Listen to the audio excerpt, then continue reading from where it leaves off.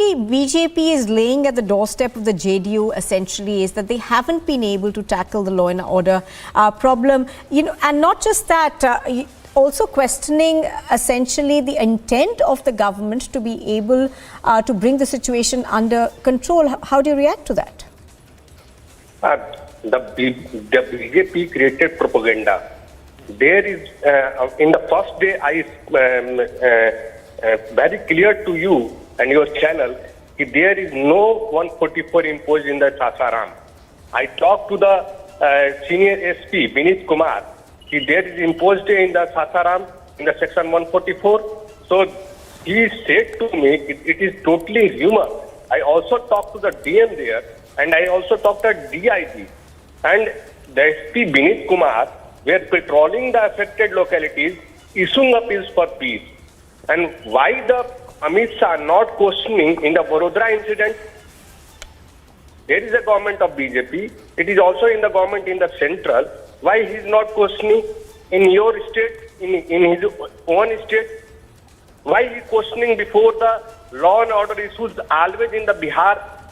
There is totally propaganda created by the Amit Shah, because Amit Shah not आपको अमित शाह ने जो वादा किया था, जो प्रॉमिस किया था, last time he visited in the Sasaram, he promises the people of Sasaram कि हम एयरपोर्ट देंगे, but he is not fulfil the promise.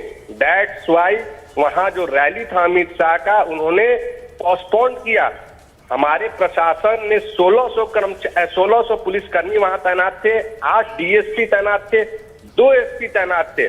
ये बीजेपी का प्रोपेगेंडा है बिहार को बदनाम करने के लिए, लॉ एंड ऑर्डर को थ्रेट करने के लिए.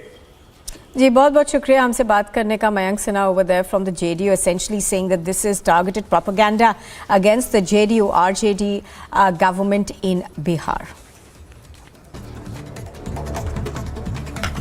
And here's a quick look at what else is making news. The BJP has launched a scathing attack on the Congress leader Rahul Gandhi as the latter is on his way to Surat to challenge his conviction in the defamation case. While addressing a press briefing, Shambit Patra said that Rahul Gandhi has insulted the OBC community and his visit is only going to augment their wounds. कि आपने OBC के लिए आपत्तिजनक शब्द का प्रयोग किया, उन्हें अपमानित किया, और अब यह आपकी धृष्टता है. आप सोच के देखिए, आप सूरत में जाकर आज गुजरात में जले में घी और कटे में नमक डालने का काम करना चाहते हैं.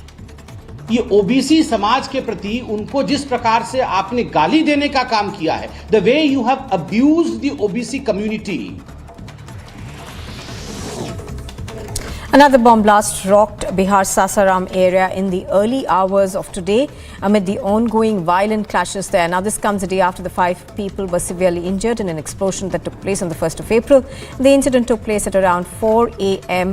when the bomb hit the top of the house in Rohtas district. However, no casualties were reported.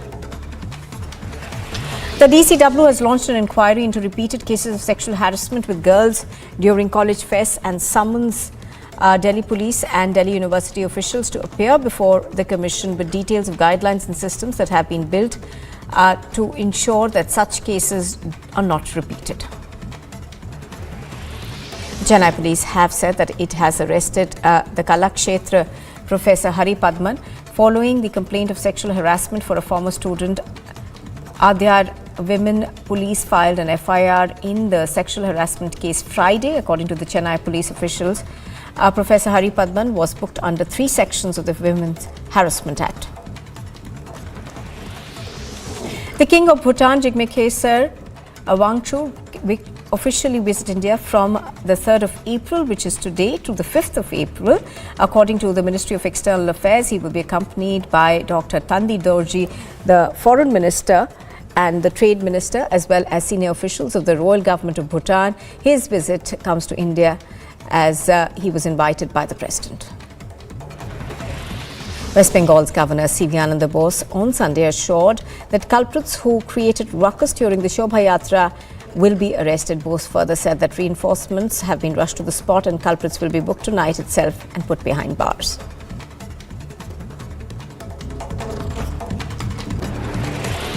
Fresh clashes have broken out between two groups during a Ram Navami procession in West Bengal's Hooghly district on Sunday evening, following which prohibitory orders were imposed and internet has been suspended. BJP MLA from Pursura, Hooghly, Bhiman Ghosh, has written to two separate letters to the West Bengal governor and the Union Home Minister seeking an intervention and deployment of central forces in the wake of Ram Navami related incidents. Two MLAs of Congress and some leaders of the party were injured Sunday when a makeshift stage collapsed during a protest in Chhattisgarh's Bilaspur district. The party's Chhattisgarh unit chief Mohan Markham escaped unhurt in the incident. According to eyewitnesses, the stage was overcrowded, leading to its collapse. MLA Shailesh Pandey and Rashmi Singh and some other party leaders suffered minor injuries. Odisha's Chief Minister Naveen Patnaik is scheduled to start his week-long official tour to Japan today. According to officials, the trip is to attract investments to the state. Naveen Patnaik, who will lead a 35-member delegation, including government officials and industrialists, is scheduled to return on the 11th of April.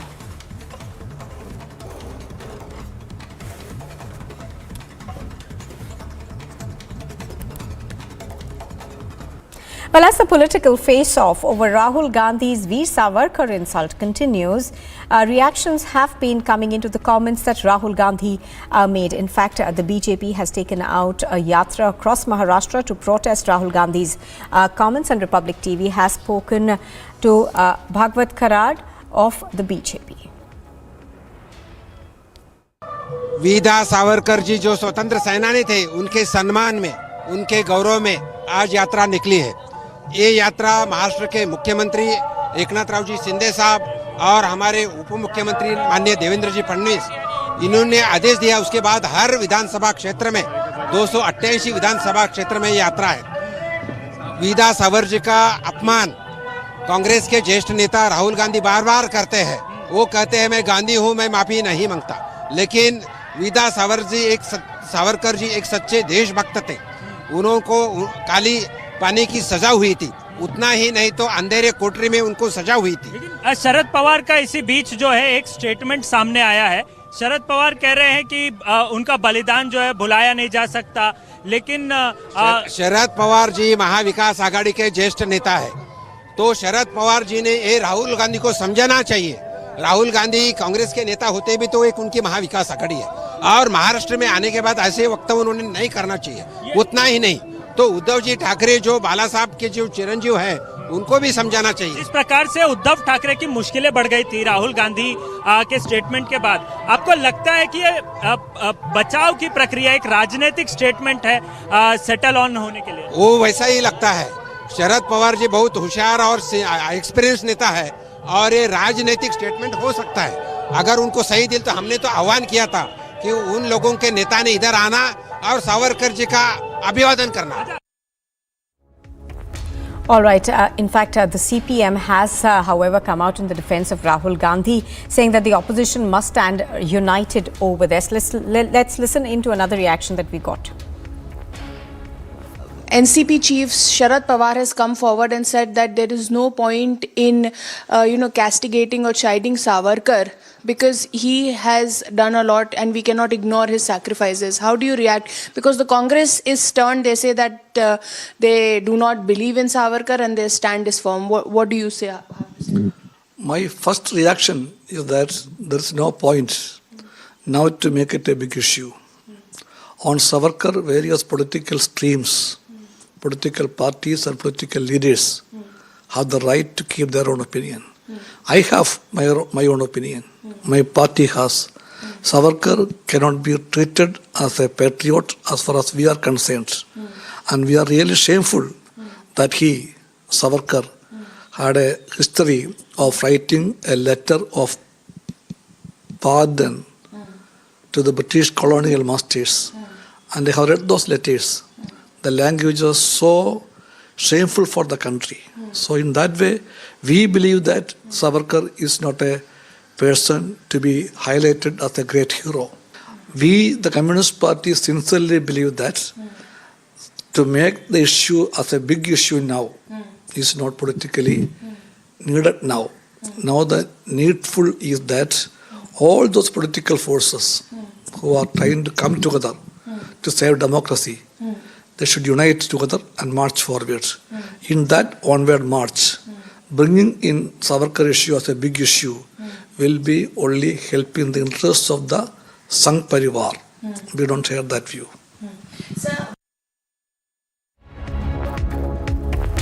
Now, in fact, days after Sharad Pawar's comment, the Congress party has now hit back, saying that the NCP is allowed to have its own ideology, but the Congress will stick to its perspective.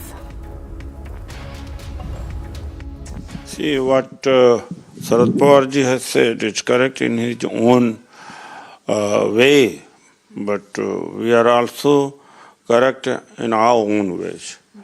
And one thing is this, that Savarkar was not for Gau Seva. He said that cow is a cattle, cow is an animal. It should not be equated with the humans.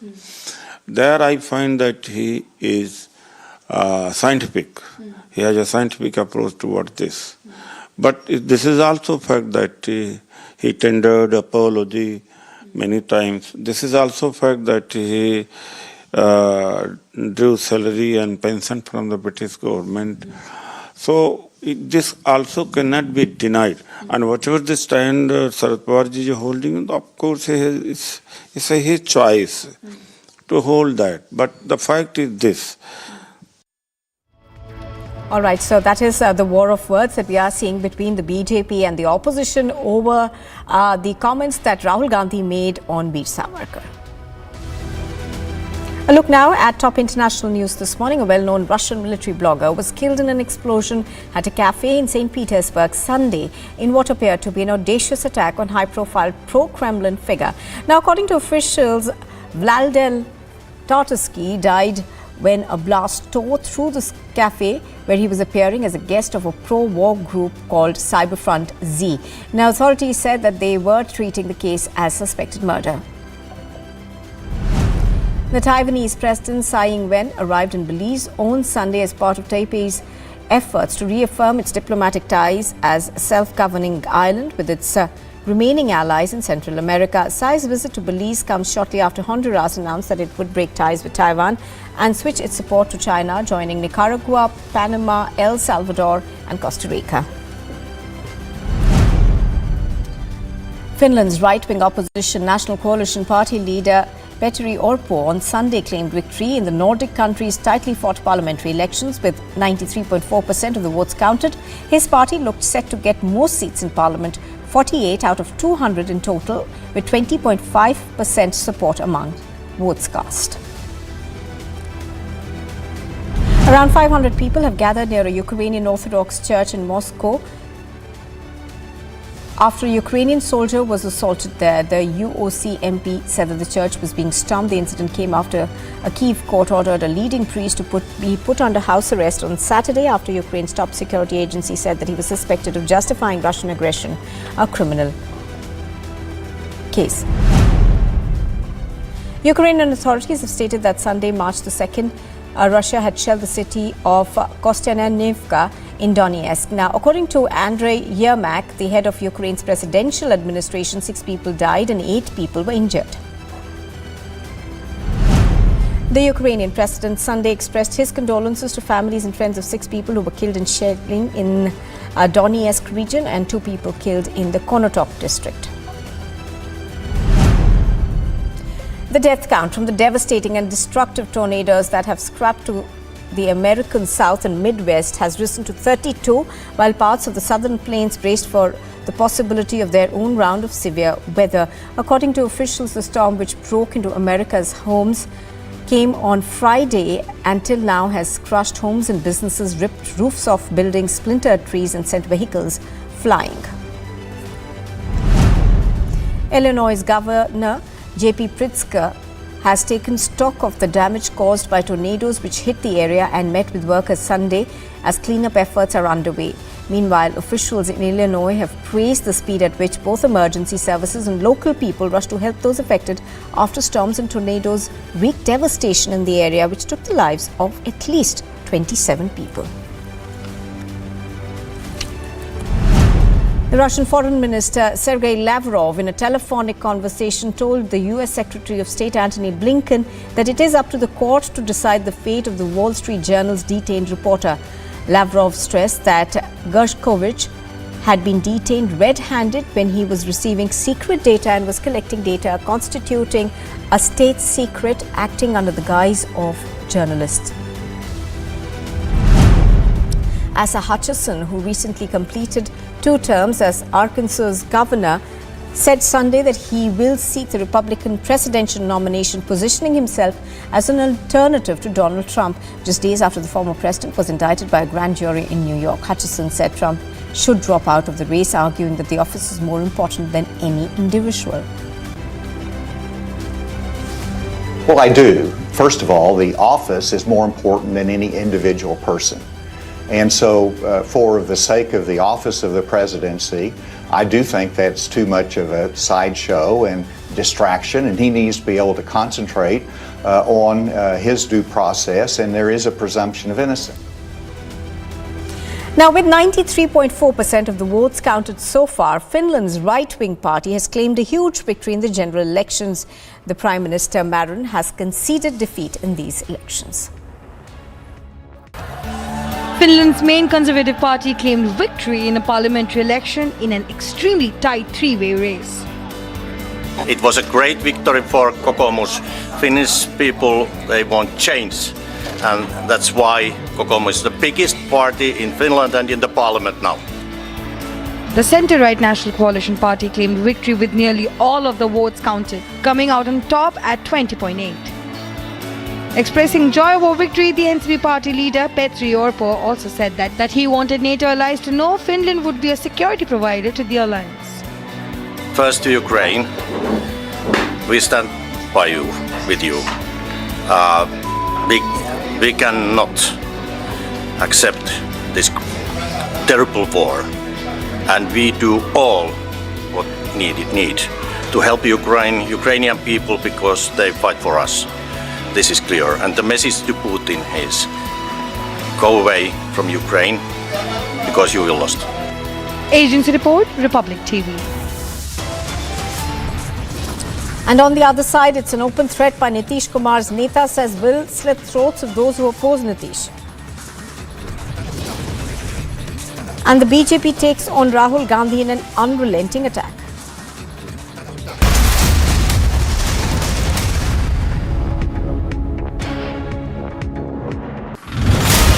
Ramnavami जुलूस में उपद्रव के बाद नालंदा जिले में अभी भी स्थिति तनावपूर्ण बनी हुई है। हमारे साथ ये देखिए ये महिला बटालियन है जो कि मार्च कर रही है। बिल्कुल कर्फ्यू सा नजारा है। देख सकते हैं कि आसपास के जो दुकान हैं सभी बंद हैं। स्थिति जो है तनावपूर्ण बनी हुई है। एक युवक के मौत के बाद 2 लोग जख्मी हुए हैं। 62 लोग की गिरफ्तारी हो चुकी है। धारा 144 पूरे नालंदा जिले में लगा हुआ है। The BJP Shiv Sena Savarkar Gaurav Yatra has already been commenced, and we can see the Chief Minister of Maharashtra Eknath Shinde, who is being present in the same yatra, and this is against the statement of Rahul Gandhi. We remember in the last press conference where Rahul Gandhi has stated that he is Gandhi and not Savarkar, and Gandhi never apologized. Right after which we saw there was a press conference that was called in by Chief Minister Eknath Shinde and Deputy Chief Minister Devendra Fadnavis, clearly condemning the statement of Rahul Gandhi, and there they have announced that there will be a Savarkar Gaurav Yatra across Maharashtra. So it has been started from today. It will go on till 8th of April. Troubled with the words that they've used, Mr. Something. Are you troubled with the words? I'm asking. And that is Christian Michel. First visual on your scene. Christian, would you want to speak? Christian, would you give facts to India? Chidambaram has been arrested right now. That's me, Chidambaram right now. He's been arrested. It was a case I believe that was closed by the police itself. They're trying to stop us. NIA की team बाजे को लेकर यहाँ पहुंची है क्योंकि evidences destroy किए गए थे। इसी नतीजे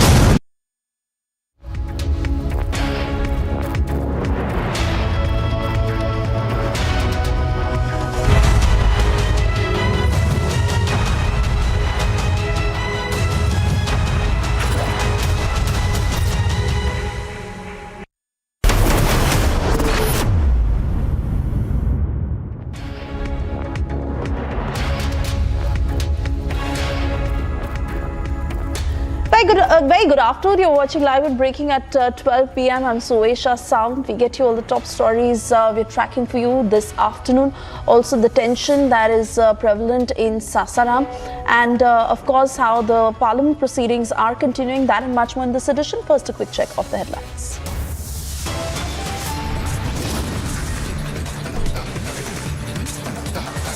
Tensions continue to simmer in Bihar as yet another blast has been reported in Sasaram.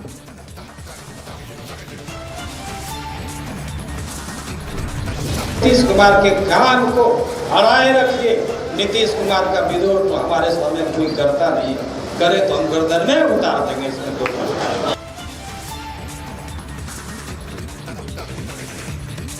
Open threat by Nitish's Neta says will slit the throats of those who oppose Nitish.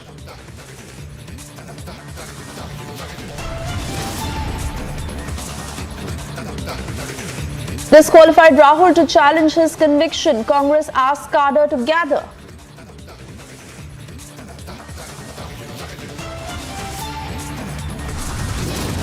अपने परिवार वालों के साथ और कुछ मुख्यमंत्रियों के साथ आप आज सूरत जा रहे हैं। क्या आप न्याय प्रक्रिया पर प्रेशर डालना चाहते हैं?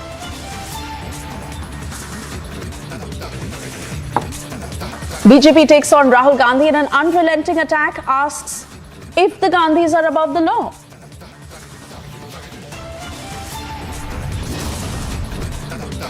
Parliament logjam continues. Opposition holds key strategy meet.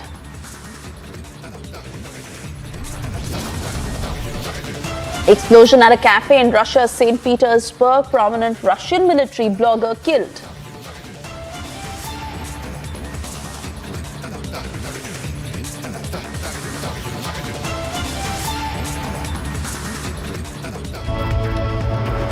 And first up, we cut across to breaking news that is coming from Karnataka, where the battle is underway in the poll-bound state, rather intensifying, and Congress ticket aspirants and cadres are fighting outside the KPCC office.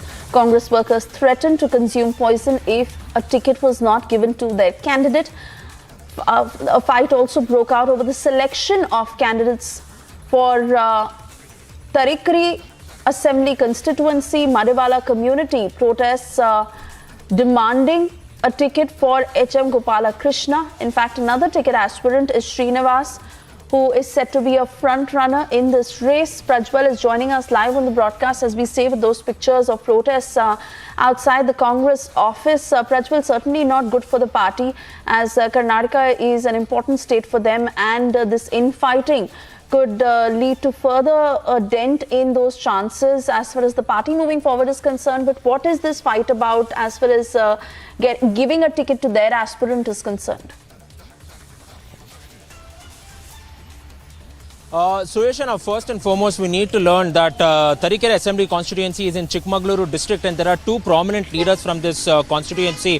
HM Gopala Krishna is one of them as well, and he hails from the prominent Madiwala community, and he is said to be a very close associate of the KPCC president, Mr. DK Shivkumar as well, and therefore now he also has the support of the Madiwala community, because this particular community is dominant in the number of voters who are present there as well. And therefore HM Gopal Krishna has been seeking an audience with the Congress state high command, but so far it was not given to him as well, and therefore now the workers, the Congress workers, mainly supporters of HM Gopal Krishna, are mainly going ahead and pressurizing the Congress state leadership, stating that ticket will have to be given ticket will have to be given to HM Gopal Krishna too. But on the other hand, we are also seeing that Srinivas is also a front runner from this particular assembly constituency, because he has been largely associated with the Congress and has been seen actively working in the region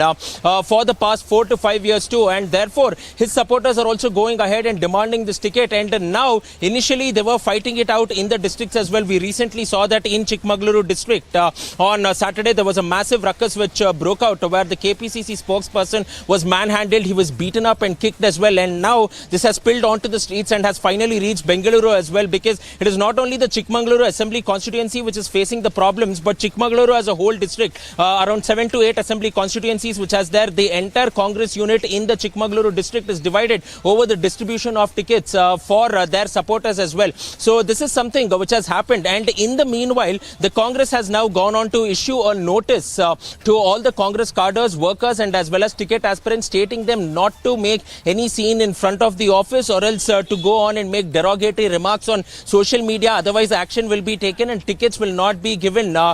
Tickets will not be given to the leaders that they want the party to go ahead and elect. So this is something which will be watched by the KPCC here in Karnataka, and this is happening in the backdrop of now the leader of opposition Siddaramaiah, who will be arriving there in the next 25 to 30 minutes, and also the KPCC president DK Shivkumar as well. And these workers are stating that they will go ahead and consume poison if ticket is not promised to HM Gopal Krishna.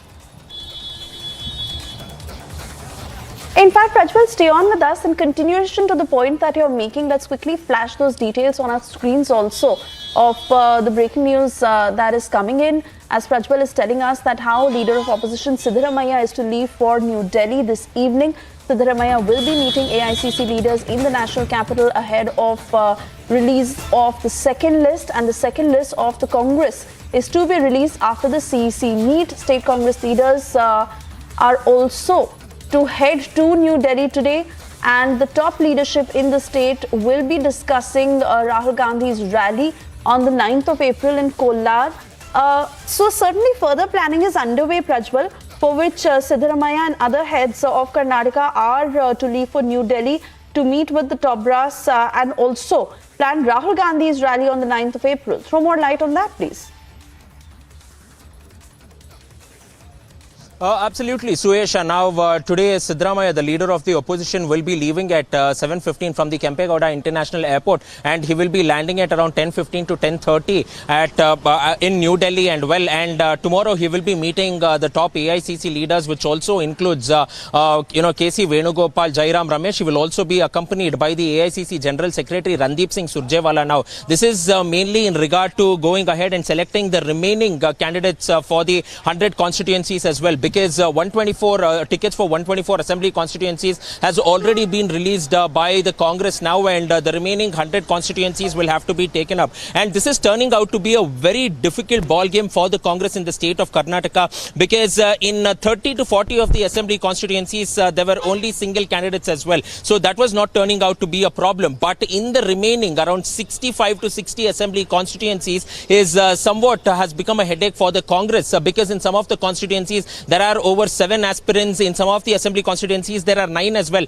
and in Tarikere you are seeing there are 6 there are 6 aspirants as well, and in Chikmagaluru alone it was 11 aspirants. So there is also an insider versus outsider debate which is going on, and also we have largely been throwing light on the infighting within the Congress, where supporters of Siddaramaiah are stating that they need tickets. Supporters of DK Shivkumar are fighting with supporters of Siddaramaiah, stating that they have been the ones who have been loyal to the party and have made sure that they will go on and make inroads within these districts too. So this has turned out to be a huge headache as well. And recently, when the screening committee of the Congress was conducted for 3 days, there was no sort of common conclusion that the top party leadership came to, and therefore now they are being summoned to New Delhi, and Siddaramaiah, the leader of the opposition, will be heading he'll be heading tonight to New Delhi, and further decisions will be taken as well. But we are expecting that apart from the second list, there will also be a third list of the Congress, because the party cannot go ahead and finalize all the 100 candidates at one go, because there is still a lot of confusion and chaos within the Congress party in Karnataka ahead of the assembly elections. All right, important decisions to be taken there, Prajwal, and all eyes on what the Congress eventually decides, but keeping the party cadres happy, and also ensuring that they don't disappoint those working at the grassroots level is also important. Important decisions to be made in the national capital, and most importantly, Rahul Gandhi's rally in Kolar on the 9th is also something that they will be planning in great detail. For the moment, Prajwal, many thanks for joining us and getting us all these details.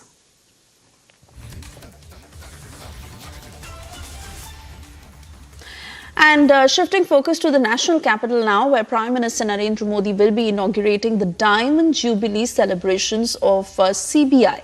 Prime Minister will be inaugurating the newly constructed office complexes of the CBI in Shillong, Pune and Nagpur. Now, apart from these, he will also release a postage stamp and commemorative coin marking the celebration. During the program, an investiture ceremony for recipients of President's Police Medal for Distinguished Service and Gold Medal for Best Investigating Officers of the CBI will be held, wherein Prime Minister Modi will present medals to the recipients. He will also unveil CBI's new Twitter handle. CBI had made its debut on Twitter in October last year with a blue tick during the Interpol General Assembly.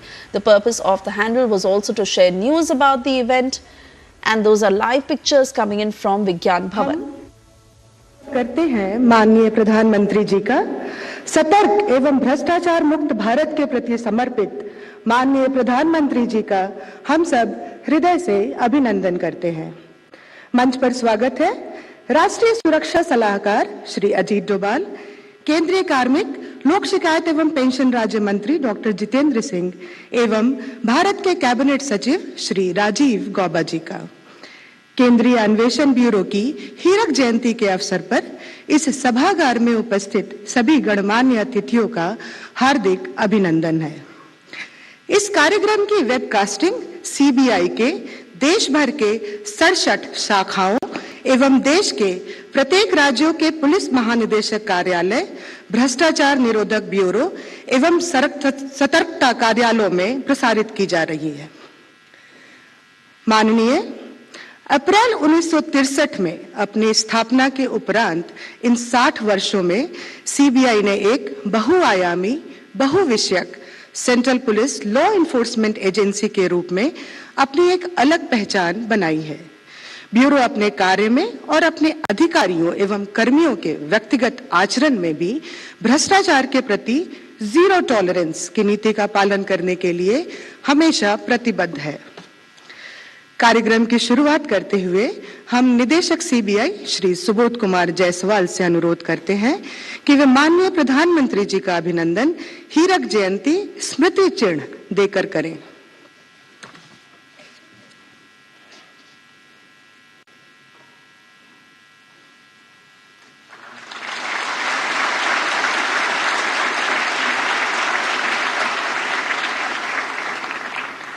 धन्यवाद महोदय।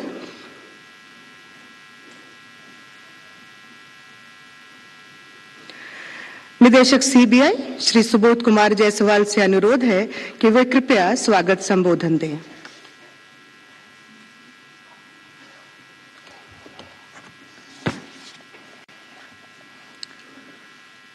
Honorable Prime Minister of India, Shri Narendra Modi ji, Honorable National Security Advisor Shri Ajit Doval ji Kirti Chakra, Honorable MOSPP Dr. Jitendra Singh ji, distinguished Cabinet Ministers and Union Ministers of State, respected Cabinet Secretary Shri Rajiv Gauba ji, Honorable Judges of the Delhi High Court, distinguished Secretaries to the Government of India, distinguished Directors Generals of Police, Chiefs of Central Police Organizations, Heads of State Anti-Corruption Bureaus, respected former Directors of Central Bureau of Investigation, senior colleagues in service, members of media and press, ladies and gentlemen, students from various colleges in India. Namaskar. It gives me immense pleasure to extend a very warm welcome to all of you as we launch the year-long celebration of the Diamond Jubilee functions of the CBI. It is my honor and privilege on behalf of all ranks of CBI to extend a warm welcome to our esteemed Prime Minister Shri Narendra Modi ji, whose singular administrative philosophy of zero tolerance to corruption in governance and society at large has been inspirational. Prime Minister, sir, your gracious presence to inaugurate our Diamond Jubilee celebrations and the Chintan Shivir that follows here today is an honor to the organization. The Bureau has evolved from an agency combating corruption to a multidisciplinary investigative and prosecuting organization of international repute. The Bureau has made a significant contribution in cleaning up of the financial systems in the country by making valuable recommendations which emerged out of its punitive and preventive role during investigations and operations. Systemic changes have taken place in governance procedures across sectors as an outcome of the investigative efforts of this organization. This was possible only due to the hard work, commitment, and belief of officers and men who went before. The edifice of this institution is built on the rock-solid foundation of three values of industry, impartiality, and integrity given to us by our founding director, Shri D.P. Kohli, IP 1931. These values remain the lodestar that guides the organization today. Our predecessors in the Bureau steadfastly ensured that skills, knowledge, and attitudes are passed down the generations. No wonder the Bureau enjoys the confidence of the judiciary as well as the common man and victims of crime who invariably demand its services to undo wrongs. This Bureau has sustained and continues to endure simply because of its robust systems and procedures and a band of officers and men who ensure that they deliver on the faith reposed in them by the society at large. 21 such officers who have served and are serving in CBI will be conferred with the President's Police Medal for Distinguished Services and the Best Investigating Officer Award by the Honorable Prime Minister for their dedicated services to the nation. Sir, the Bureau investigates and prosecutes its criminal cases. Over the years, the organization has developed mechanisms to introspect periodically and has resiliently incorporated best practices. The future vision of the CBI is to ensure absorption of cutting-edge technology necessary to fast-track investigations and prosecutions without losing focus on the established systems and procedures. Sir, the organization necessarily has to draw on high-quality professional talent, weed out the deadwood ruthlessly, and build a robust and well-trained team of officers to meet future challenges. Towards this end, in our Diamond Jubilee year, we have sought to pursue excellence in all activities, be it investigation, prosecution, capacity building, or administration. Our proposed roadmap for the Diamond Jubilee celebrations spread over the year includes active efforts to reach out to various government departments, organizations, as well as citizens at large in order to increase awareness about punitive and preventive vigilance initiatives. To upgrade our standard operating procedures of investigation, technology, and forensics, the organization aims to proactively engage with eminent institutions of the country. Enhanced capacity building initiatives on anti-corruption and emerging crimes for domestic law enforcement agencies and friendly countries are also in our plans. Of investigation, technology, and forensics, the organization aims to proactively engage with eminent institutions of the country.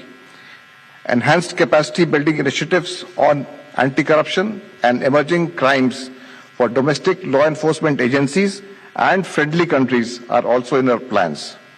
I once again welcome all and eagerly look forward to an enlightening address by our Honorable Prime Minister. Jai Hind.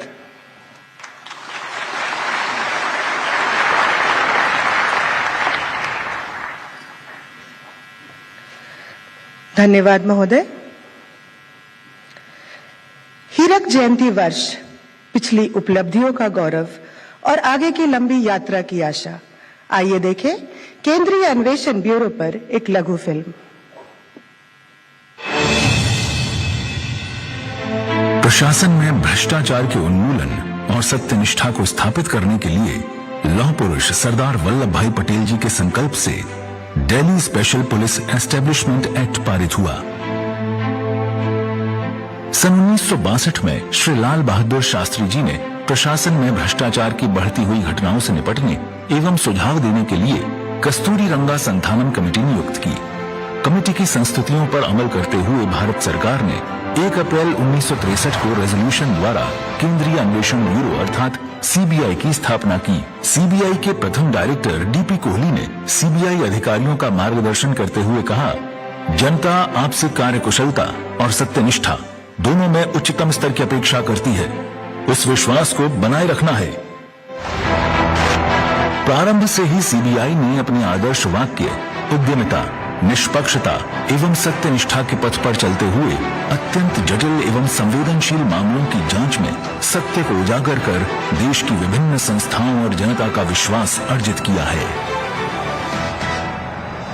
माननीय सर्वोच्च न्यायालय, माननीय उच्च न्यायालयों, केंद्र व राज्य सरकार तथा लोकपाल एवं केंद्रीय सतर्कता आयोग (CVC) ने निरंतर राष्ट्रीय व अंतर्राष्ट्रीय महत्व के संगीन आपराधिक मामलों को सौंपकर CBI की जांच प्रणाली पर अपना विश्वास व्यक्त किया है। भ्रष्टाचार उन्मूलन और सार्वजनिक जीवन में सत्यनिष्ठा बनाए रखने के लिए CBI पर प्रिवेंटिव विजिलेंस एवं प्यूनिटिव विजिलेंस की मुख्य जिम्मेदारियां हैं।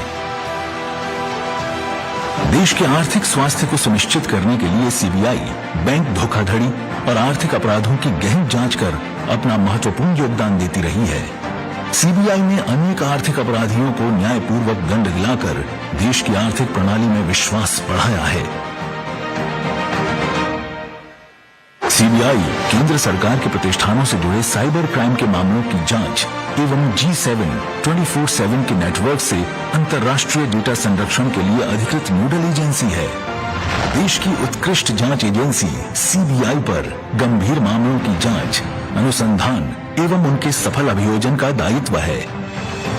अंतर्राष्ट्रीय सहयोग के अंतर्गत इंटरपोल की नोडल एजेंसी के रूप में कार्य करने वाली CBI आज देश के विभिन्न पुलिस बल के साथ परस्पर समन्वय, प्रशिक्षण एवं रिसर्च के माध्यम से राष्ट्र को सुरक्षित एवं संरक्षित रखने के लिए प्रतिबद्ध है। CBI की वास्तविक शक्ति उसके अनुसंधान एवं अभियोजन अधिकारियों की पेशेवर दक्षता, कर्तव्य के प्रति समर्पण एवं ईमानदारी से ही है।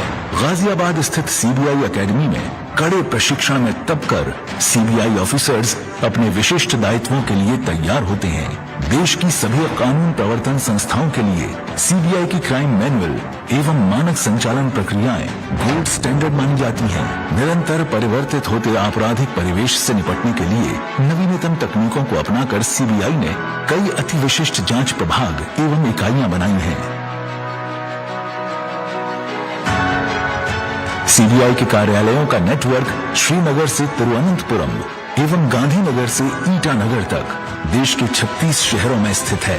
CBI के जांच एवं अभियोजन अधिकारियों के बेजोड़ तालमेल, उनके निरंतर प्रशिक्षण व उन्नयन, आधुनिक तकनीकों का तीव्रता से एकीकरण इसे विश्व की एक बेहतरीन इन्वेस्टिगेटिंग एजेंसी बनाता है।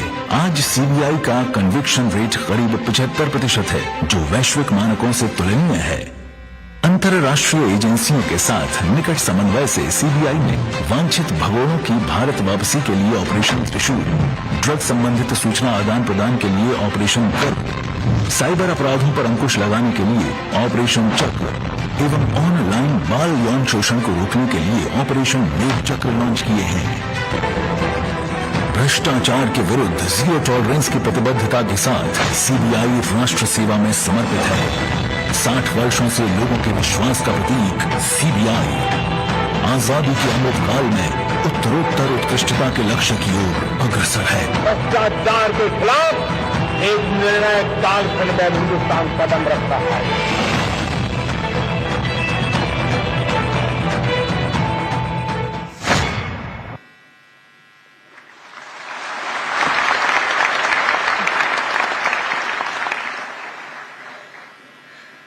आज के इस कार्यक्रम में कुल 18 पदाधिकारियों को असाधारण योगदान और विशिष्ट सेवा के लिए राष्ट्रीय पुलिस पदक प्रदान किए जाएंगे। इस पदक को प्रदान करने की घोषणा इन अधिकारियों के CBI में पदस्थापन के दौरान की गई थी। इसके अलावा वर्ष 2019, 2020 व 2021 के लिए परिष्कृत अपराध में असाधारण, उत्कृष्ट और पेशेवर जांच करने के लिए 3 सर्वश्रेष्ठ अन्वेषक को स्वर्ण पदक भी प्रदान किए जाएंगे। माननीय प्रधानमंत्री जी से निवेदन है कि वे विजेताओं को अपने कर कमलों से पुरस्कृत कर अनुग्रहित करें।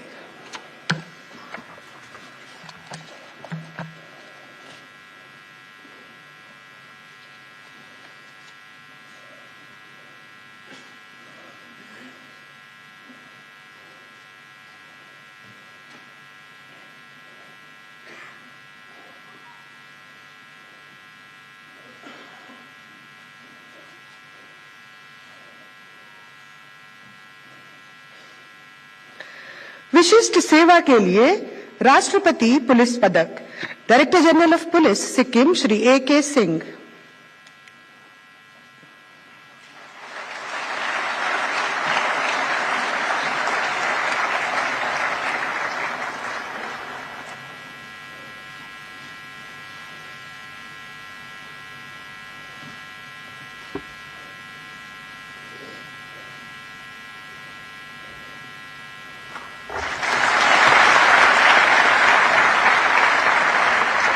Executive Director Interpol, Shri M.M. Oberoi.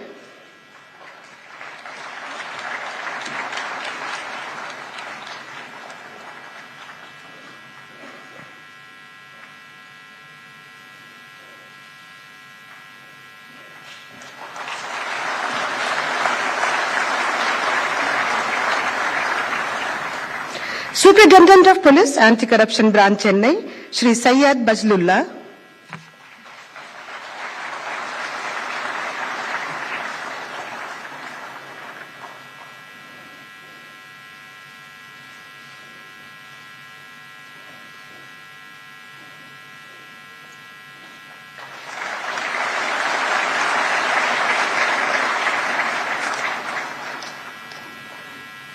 Additional Director General of Police, Criminal Investigation Department, Assam, Shri A.Y.V. Krishna.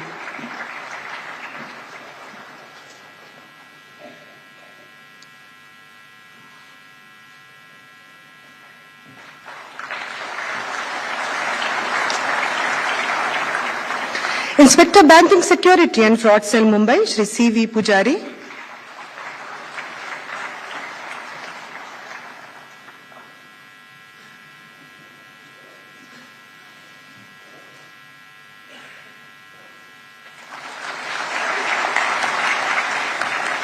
Sub Inspector CBI Academy Ghaziabad, Shri Rajesh Singh.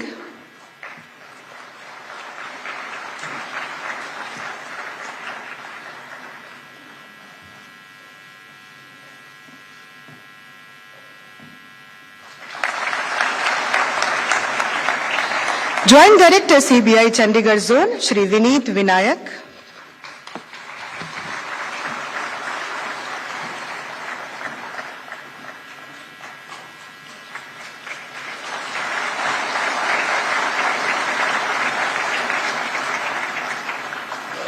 Joint Director CBI, Anti-Corruption Headquarters Zone, Shri Manoj Shashidhar.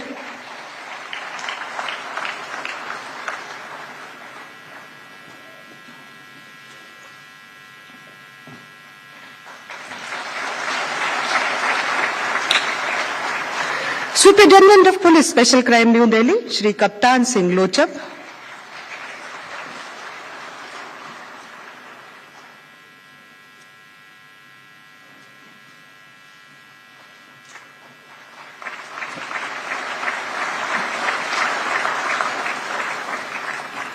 Additional Superintendent of Police, Anti-Corruption Delhi, Shri Ram Avtar Yadav.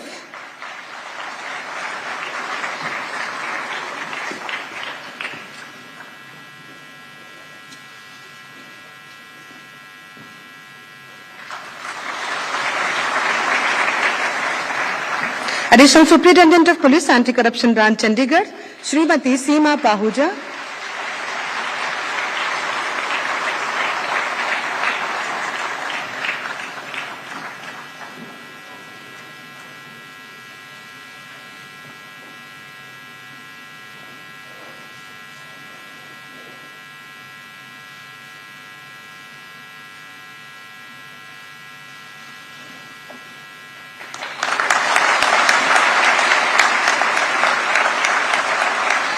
Assistant Sub Inspector Special Unit New Delhi, Shri Naresh Kumar.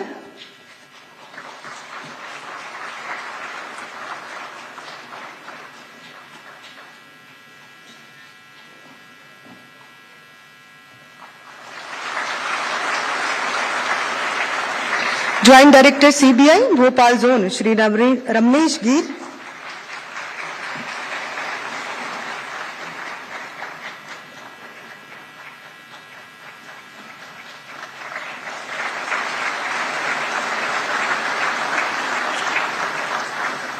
Additional Superintendent of Police, Dehradun, Shri Satish Kumar Rathi.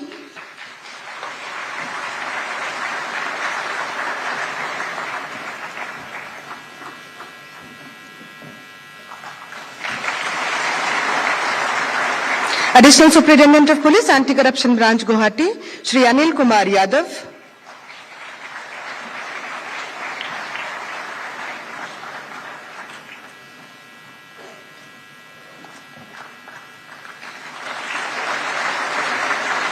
Additional Superintendent of Police, Anti-Corruption Branch, Gandhinagar, Shri Netram Meena.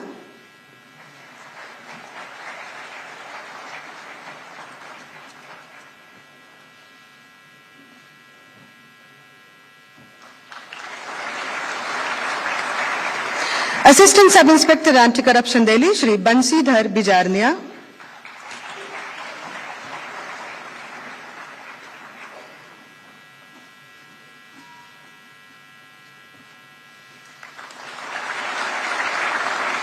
Head constable CBI headquarters New Delhi Shri Mahboob Hasan,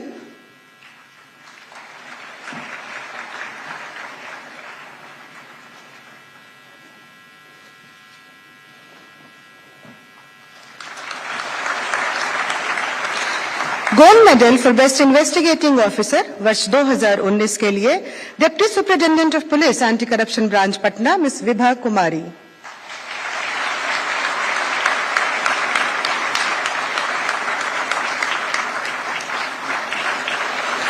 वर्ष 2020 के लिए additional superintendent of police special crime branch Chennai Shri T P. Anand Krishnan,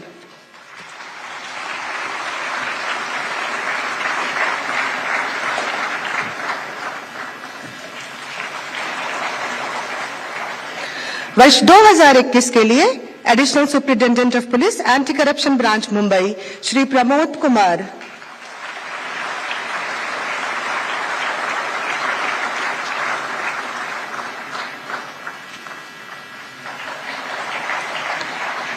धन्यवाद माननीय।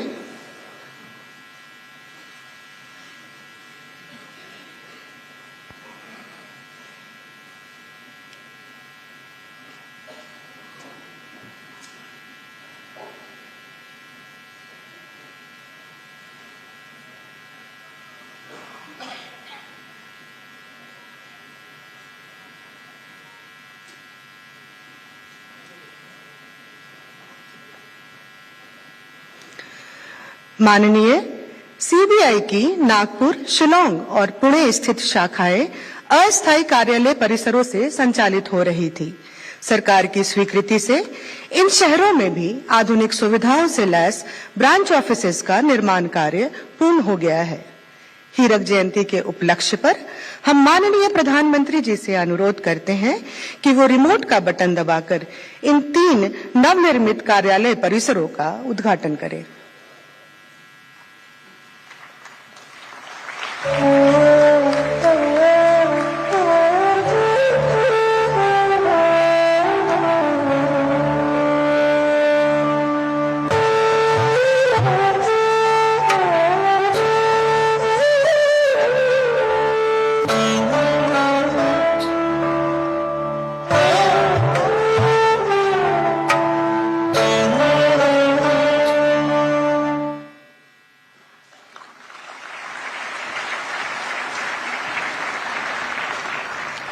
धन्यवाद माननीय। यह हम सब के लिए हर्ष एवं गौरव का विषय है कि भारत सरकार ने सीबीआई के हीरक जयंती अवसर के स्मरणोत्सव में स्मारक डाक टिकट व स्मारक सिक्का जारी करने की सहर्ष स्वीकृति प्रदान की है। हम माननीय प्रधानमंत्री जी से अनुरोध करते हैं कि वे अपने समक्ष रखे रिमोट का बटन दबाकर स्मारक डाक टिकट व स्मारक सिक्का जारी कर हमें अनुग्रह करें।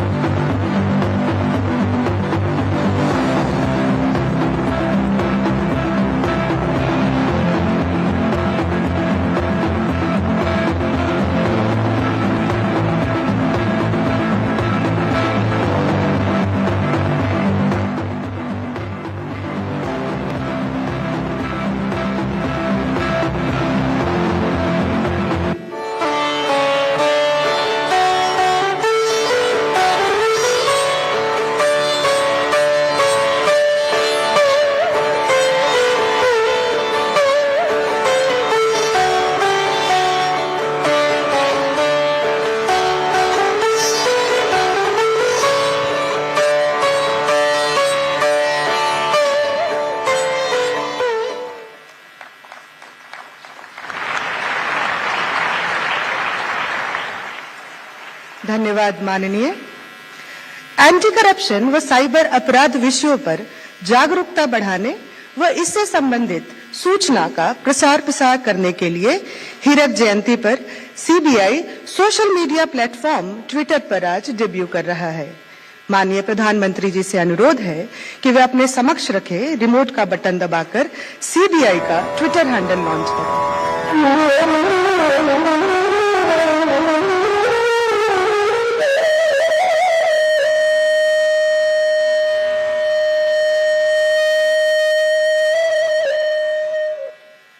धन्यवाद माननीय। प्रशासनिक कार्यों को व्यवस्थित बनाने, अन्वेषण के मानकों एवं फ्रॉड की रोकथाम में बेहतर मार्गदर्शन व इंटरपोल और इंटरनेशनल पुलिस कोऑपरेशन को सुगम बनाने के उद्देश्य से हीरक जयंती के अवसर पर सीबीआई ने एडमिनिस्ट्रेशन मैनुअल 2023 व विभिन्न सामयिक विषयों पर 3 पुस्तकें बनाई हैं। हम माननीय प्रधानमंत्री जी से आग्रह करते हैं कि वे उनके समक्ष रखे रिमोट का बटन दबाकर इन मैनुअल व पुस्तकों का विमोचन करें।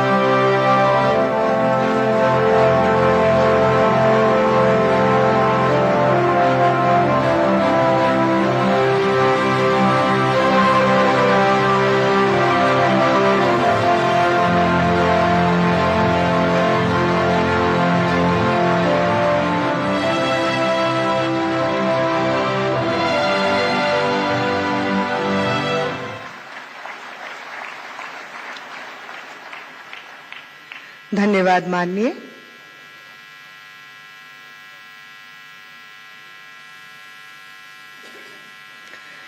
यहाँ उपस्थित सभी की जानकारी के लिए 3 भागों में तैयार यह सीबीआई एडमिनिस्ट्रेशन मैनुअल 2023 वर्ष 2003 में इसके पूर्व संस्करण को व्यापक संशोधित कर बनाया गया है।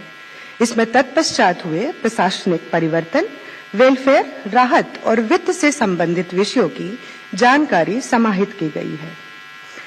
An almanac on bank frauds, case studies and learnings किताब सीबीआई द्वारा अन्वेषण किए गए प्रकरणों के गहन विश्लेषण के आधार पर बैंक फ्रॉड के कारणों, रोकथाम एवं निवारण पर जांच एजेंसियों एवं अन्य स्टेक होल्डर्स के लिए महत्वपूर्ण प्रकाश डालती है। In pursuit of justice, supreme court judgments in CBI cases किताब सीबीआई द्वारा अन्वेषण किए गए एवं अभियोजन में सर्वोच्च न्यायालय द्वारा दिए गए 101 मामलों में ऐतिहासिक निर्णयों का एक संकलन है, जो देश की तमाम इन्वेस्टिगेटिंग एजेंसीज के लिए पथ प्रदर्शक है। Tracking crimes and criminals globally किताब तैयार करने के पीछे माननीय प्रधानमंत्री जी द्वारा इसी वर्ष आयोजित डीजीपी आईजीपी कॉन्फ्रेंस में दिए गए उद्बोधन में प्राप्त मार्गदर्शन है। इस क्रम में सीबीआई हेडक्वार्टर्स में देश के विभिन्न जांच एजेंसियों के 112 एसपी एवं डीआईजी स्तर के अधिकारियों को बुलाकर इंटरनेशनल पुलिस कोऑपरेशन के विभिन्न आयामों पर विस्तृत जानकारी दी गई एवं उनसे प्राप्त फीडबैक के आधार पर इस पुस्तक को तैयार किया गया है। देश सेवा एवं भ्रष्टाचार मुक्त भारत के निर्माण के लिए प्रतिबद्ध हमारे माननीय प्रधानमंत्री जी से अनुरोध है कि वे अपने प्रेरणादायी शब्दों से हमें प्रोत्साहित करें और हमारा मार्गदर्शन करें।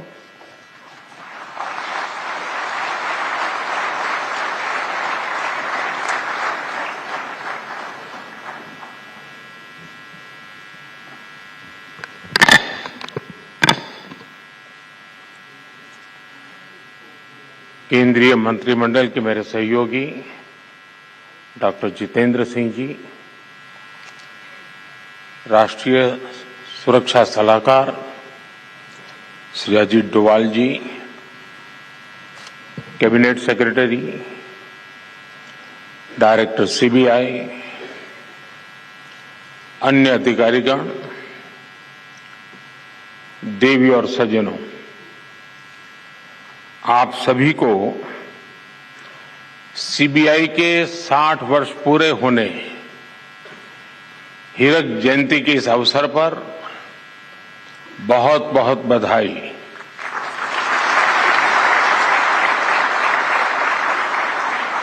देश की प्रीमियम इन्वेस्टिगेशन एजेंसी के रूप में 60 वर्ष का सफर आपने पूरा किया है। ये 6 दशक निश्चित रूप से अनेक उपलब्धियों के रहे हैं। आज यहां सीबीआई के मामलों से जुड़े सुप्रीम कोर्ट के फैसलों का संग्रह भी जारी किया गया है। ये सीबीआई के बीते वर्षों के सफर को दिखाता है। कुछ शहरों में सीबीआई का नया दफ्तर हो, ट्विटर हैंडल हो, अन्य व्यवस्थाएं जिनका आज शुभारंभ हुआ है, वो निश्चित रूप से सीबीआई को और सशक्त करने में अहम भूमिका निभाएंगे। सीबीआई ने अपने काम से, अपने कौशल से सामान्य जन को एक विश्वास दिया है। आज भी जब किसी को लगता है कि कोई केस असाध्य है, तो आवाज उठती है कि मामला सीबीआई को दे देना चाहिए। लोग आंदोलन करते हैं कि केस उनसे लेकर के सीबीआई को दे दो। यहां तक कि पंचायत स्तर पर भी कोई मामला आता है तो लोग कहते हैं, अरे भाई इसके तो सीबीआई के हवाले करना चाहिए। न्याय के, इंसाफ के एक ब्रांड के रूप में सीबीआई हर जुबान पर है। सामान्य जन का ऐसा भरोसा जीतना कोई साधारण उपलब्धि नहीं है।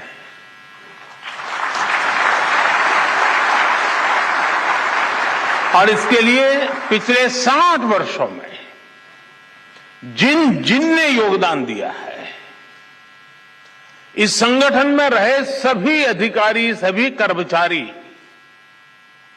बहुत बहुत बधाई के पात्र हैं। अभी यहां कई साथियों को उत्कृष्ट सेवा के लिए पुलिस मेडल से भी सम्मानित किया गया है। जिनका सम्मान करने का मुझे अवसर मिला है, जिनको सम्मान प्राप्त हुआ है, उनको, उनके परिवारजनों को मेरी तरफ से बहुत बहुत बधाई। साथियों, इस महत्वपूर्ण पड़ाव पर अतीत की उपलब्धियों के साथ ही आने वाले समय की, भविष्य की चुनौतियों पर मंथन भी उतना ही आवश्यक है। आपने जो चिंतन शिविर किया है, इसका उद्देश्य भी अपने आप को अपग्रेड करना, अपने आप को अपडेट करना और इसमें पुराने अनुभवों से सीख लेते हुए भविष्य के रास्ते निकालने हैं, निर्धारित करने हैं। ये भी ऐसे समय में हो रहा है जब देश ने अमृत काल की यात्रा का आरंभ किया है। कोटि कोटि भारतीयों ने आने वाले 25 सालों में भारत को विकसित बनाने का संकल्प लिया है और विकसित भारत का निर्माण प्रोफेशनल और एफिशिएंट इंस्टीट्यूशंस के बिना संभव नहीं है। और इसलिए सीबीआई पर बहुत बड़ी जिम्मेदारी है। साथियों, पिछले 6 दशकों में सीबीआई ने मल्टी डायमेंशनल और मल्टी डिसिप्लिनरी जांच एजेंसी के तौर पर अपनी पहचान बनाई है। आज सीबीआई का दायरा काफी बड़ा हो चुका है। बैंक फ्रॉड से लेकर वाइल्ड लाइफ से जुड़े अपराध हो, यानी यहां से यहां तक, महानगर से लेकर के जंगल तक अब सीबीआई को दौड़ना पड़ रहा है। ऑर्गेनाइज क्राइम से लेकर साइबर क्राइम तक के मामले सीबीआई देख रही है, लेकिन मुख्य रूप से सीबीआई की जिम्मेदारी भ्रष्टाचार से देश को मुक्त करने की है। भ्रष्टाचार कोई सामान्य अपराध नहीं होता। भ्रष्टाचार गरीब से उसका हक छीनता है। भ्रष्टाचार अनेक अपराधों का सिलसिला शुरू करता है, अपराधों को जन्म देता है। भ्रष्टाचार लोकतंत्र और न्याय के रास्ते में सबसे बड़ा रोड़ा होता है। विशेष रूप से जब सरकारी तंत्र में भ्रष्टाचार हावी रहता है तो वो लोकतंत्र को फलने फूलने नहीं देता। जहां भ्रष्टाचार होता है वहां सबसे पहले युवाओं के सपने बलि चढ़ जाते हैं, युवाओं को उचित अवसर नहीं मिलते। वहां सिर्फ एक विशेष इकोसिस्टम ही फलता फूलता है। भ्रष्टाचार प्रतिभा का सबसे बड़ा दुश्मन होता है और यहीं से भाई भतीजावाद, परिवारवाद पनपता रहता है और अपना शिकंजा मजबूत करता रहता है। जब भाई भतीजावाद और परिवारवाद बढ़ता है तो समाज का, राष्ट्र का सामर्थ्य कम होता जाता है और जब राष्ट्र का सामर्थ्य कम होता है तो विकास अवश्य प्रभावित हो जाता है। दुर्भाग्य से गुलामी के कालखंड से करप्शन की एक लेगेसी हमें मिली है, लेकिन दुख इस बात का है कि आजादी के बाद के अनेकों दशकों तक इस लेगेसी को हटाने के बजाय किसी न किसी रूप में कुछ लोग उसको सशक्त करते गए। साथियों, आप याद कीजिए 10 वर्ष पहले जब आप गोल्डन जुबिली मना रहे थे तब देश में क्या स्थिति थी?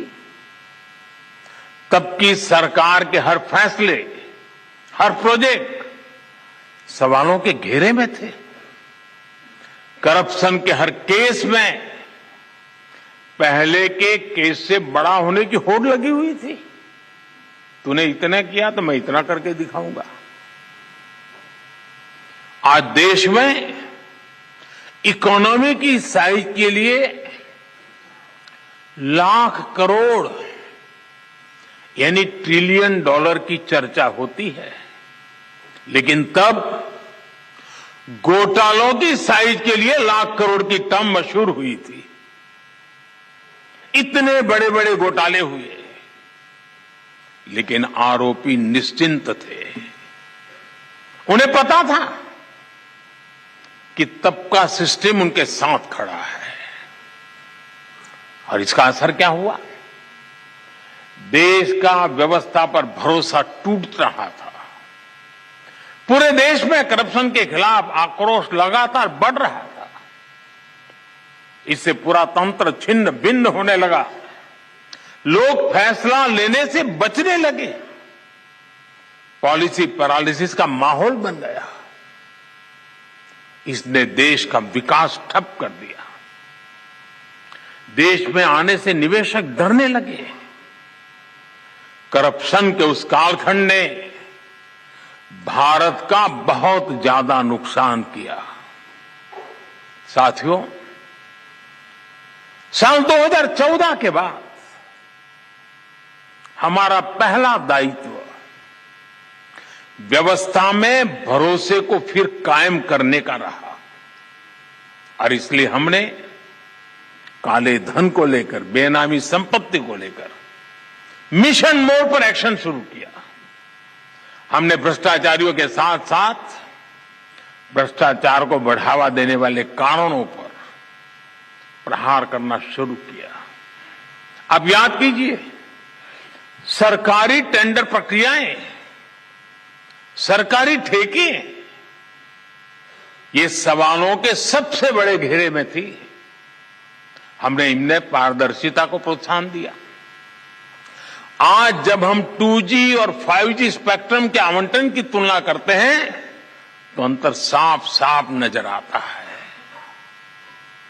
आप भी जानते हैं, अब केंद्र सरकार के हर विभाग में खरीदारी के लिए जेम यानी गवर्नमेंट ई मार्केट प्लेस की स्थापना की गई है। आज हर विभाग ट्रांसपेरेंसी के साथ इसी डिजिटल प्लेटफॉर्म पर अधिक से अधिक खरीदारी कर रहा है। साथियों, आज हम इंटरनेट बैंकिंग की बात करते हैं, यूपीआई से रिकॉर्ड ट्रांजैक्शन की बात करते हैं, लेकिन हमने 2014 से पहले का फोन बैंकिंग वाला दौर भी देखा है। ये वो दौर था जब दिल्ली में प्रभावशाली राजनीतिक दलों से जुड़े लोगों के फोन पर हजारों करोड़ रुपए के बैंक लोन मिला करते थे। इसने हमारी अर्थव्यवस्था के आधार, हमारे बैंकिंग सिस्टम को बर्बाद कर दिया था। बीते वर्षों में हम बहुत मेहनत करके अपनी बैंकिंग सेक्टर को मुश्किलों से बाहर निकाल करके लाए हैं। फोन बैंकिंग के उस दौर में कुछ लोगों ने 22,000 करोड़ रुपए देश के बैंकों के लूट लिए और विदेश भाग गए। हमने फ्यूजिटिव इकोनॉमिक ऑफेंडर्स कानून बनाया। अभी तक विदेश भागे इन आर्थिक अपराधियों की 20,000 करोड़ रुपए से अधिक की संपत्ति जब्त की जा चुकी है।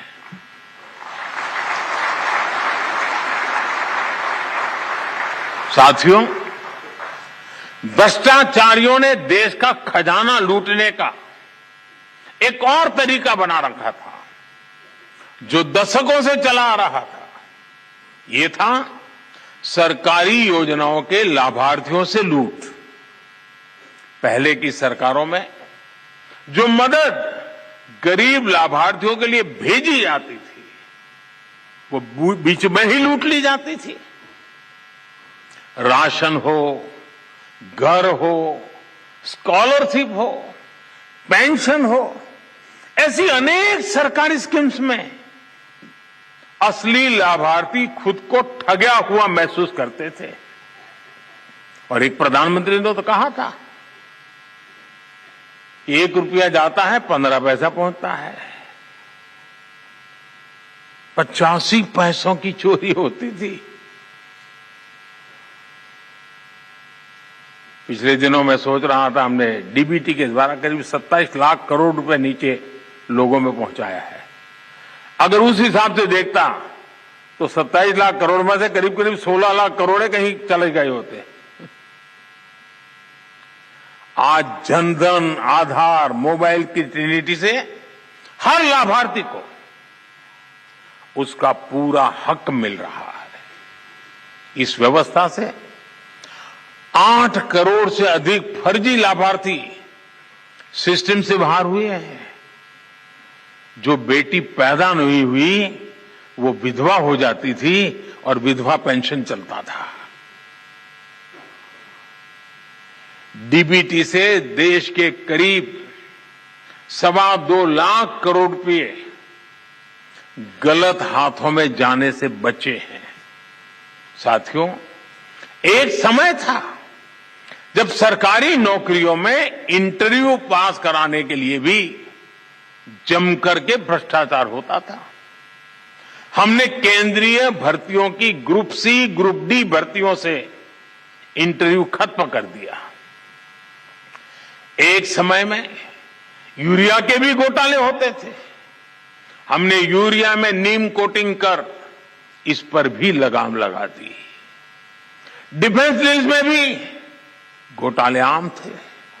बीते 9 वर्षों में डिफेंस डील्स पूरी पारदर्शिता के साथ किया गया है।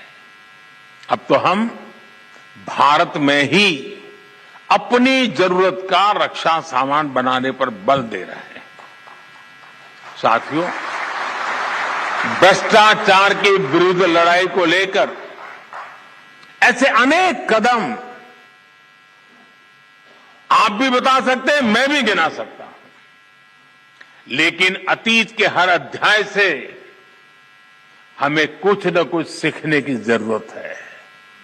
दुर्भाग्य से भ्रष्टाचार से जुड़े मामले वर्षों तक खींचते चले जाते हैं। ऐसे मामले भी आए हैं जिसमें एफआईआर होने के 10 साल बाद भी सजा की धाराओं पर चर्चा चलती रहती है। आज भी जिन मामलों पर एक्शन हो रहे हैं वो कई साल पुराने हैं। जांच में देरी 2 तरीके से समस्या को जन्म देती है। एक तरफ भ्रष्टाचारी को सजा देर से मिलती है, तो दूसरी तरफ निर्दोष परेशान होता रहता है। हमें सुनिश्चित करना होगा कि कैसे हम इस प्रोसेस को तेज बनाएं और भ्रष्टाचार में दोषी को सजा मिलने का रास्ता साफ हो पाए। हमें बेस्ट इंटरनेशनल प्रैक्टिसेस को स्टडी करना होगा, जांच अधिकारियों की कैपेसिटी बिल्डिंग पर फोकस करना होगा। और साथियों, आपके बीच मैं एक बात फिर स्पष्ट करना चाहता हूं। आज देश में करप्शन के खिलाफ कार्रवाई करने के लिए राजनीति की इच्छा शक्ति में कोई कमी नहीं है। आपको कहीं पर भी हिचकने, कहीं रुकने की जरूरत नहीं है। मैं जानता हूं जिनके खिलाफ एक्शन ले रहे हैं वो बहुत ताकतवर लोग हैं। बरसों बरस तक वो सरकार का सिस्टम का हिस्सा रहे हैं। संभव है कई जगह किसी राज्य में आज भी विस्तृत सत्ता का हिस्सा हो। बरसों बरस तक उन्होंने भी एक इकोसिस्टम बनाया है। इकोसिस्टम अक्सर उनके काले कारनामों को कवर देने के लिए, आप जैसे संस्थाओं की छवि बिगाड़ने के लिए एक्टिव हो जाता है। एजेंसी पर ही हमला बोल दो, ये लोग आपका ध्यान भटकाते रहेंगे, लेकिन आपको अपने काम पर फोकस रखना है। कोई भी भ्रष्टाचारी बचना नहीं चाहिए। हमारी कोशिशों में कोई भी डील नहीं आनी चाहिए। ये देश की इच्छा है, ये देशवासियों की इच्छा है। और मैं आपको भरोसा दिलाता हूं, देश आपके साथ है, कानून आपके साथ है, देश का संविधान आपके साथ है। साथियों, बेहतर परिणामों के लिए अलग अलग एजेंसियों के बीच के साइलोज को भी खत्म करना बहुत आवश्यक है। ज्वाइंट और मल्टी डिसिप्लिनरी इन्वेस्टिगेशन आपसी विश्वास के माहौल में ही संभव होगा। अब देश की ज्योग्राफिकल बाउंड्रीज, उससे बाहर भी पैसों का, लोगों का, गुड्स एंड सर्विसेज का बड़े पैमाने पर मूवमेंट हो रहा है। जैसे जैसे भारत की आर्थिक शक्ति बढ़ रही है, तो अड़चने पैदा करने वाले भी बढ़ रहे हैं। भारत के सामाजिक ताने बाने पर, हमारी एकता और भाईचारे पर, हमारे आर्थिक हितों पर, हमारे संस्थानों पर भी नित्य प्रतिदिन प्रहार बढ़ते चले जा रहे हैं और इसमें जाहिर तौर पर करप्शन का पैसा लगता है। इसलिए हमें क्राइम और करप्शन के मल्टीनेशनल नेचर को भी समझना होगा, स्टडी करना होगा, उसके रूट कॉज तक पहुंचना होगा। आज हम अक्सर देखते हैं कि आधुनिक टेक्नोलॉजी के कारण क्राइम ग्लोबल हो रहे हैं, लेकिन यही टेक्नोलॉजी, यही इनोवेशन समाधान भी दे सकते हैं। हमें इन्वेस्टिगेशन में फॉरेंसिक साइंस के उपयोग का और ज्यादा विस्तार करना होगा। साथियों, साइबर क्राइम जैसी चुनौतियों से निपटने के लिए हमें इनोवेटिव तरीके खोजने चाहिए। हम टेक एनेबल एंटरप्रेन्योर्स और यंगस्टर्स को अपने साथ जोड़ सकते हैं। आपके संगठन में ही कई टेक्नो सेवी युवा होंगे जिनका बेहतर उपयोग किया जा सकता है। साथियों, मुझे बताया गया है कि सीबीआई ने 75 ऐसी प्रथाओं को कंपाइल किया है जिन्हें समाप्त किया जा सकता है। हमें एक समयबद्ध तरीके से इस पर काम करना चाहिए। बीते वर्षों में सीबीआई ने खुद को इवॉल्व किया है। ये प्रक्रिया बिना रुके, बिना थके ऐसे ही चलती रहनी चाहिए। मुझे पूरा विश्वास है चिंतन शिविर एक नए आत्मविश्वास को जन्म देगी। ये चिंतन शिविर नए आयामों तक पहुंचने के रास्ते बनाएगी। ये चिंतन शिविर गंभीर से गंभीर, कठिन से कठिन समस्याओं को सुलझाने के तौर तरीके में आधुनिकता ले आएगी और हम ज्यादा प्रभावी होंगे, ज्यादा परिणामकारी होंगे और सामान्य नागरिक न बुरा करना चाहता है, न बुरा उसको पसंद है। हम उसके भरोसे आगे बढ़ना चाहते हैं जिसके दिल में सच्चाई जिंदा है और वो संख्या कोटि कोटि जनों की है, कोटि कोटि जनों की है। इतना बड़ा सामर्थ्य हमारे साथ खड़ा है तो हमारे विश्वास में कहीं कमी की गुंजाइश नहीं है। साथियों, इस हीरक महोत्सव के महत्वपूर्ण अवसर पर मैं आपको अनेक अनेक शुभकामनाएं देता हूं। आप अपने लिए 15 साल में क्या करेंगे और अपने माध्यम से 2047 तक क्या अचीव करेंगे, ये 2 लक्ष्य तय कर करके आगे बढ़ना चाहिए। 15 साल इसलिए कि जब आप 75 के होंगे तब आप कितने सामर्थ्यवान, समर्पित, संकल्पवान होंगे और जब देश 2047 में शताब्दी मनाता होगा तब इस देश की आशा अपेक्षाओं के अनुरूप आप किस ऊंचाई पर पहुंचे होंगे, वो दिन देश देखना चाहता है। मेरी आपको बहुत शुभकामनाएं, बहुत बहुत धन्यवाद।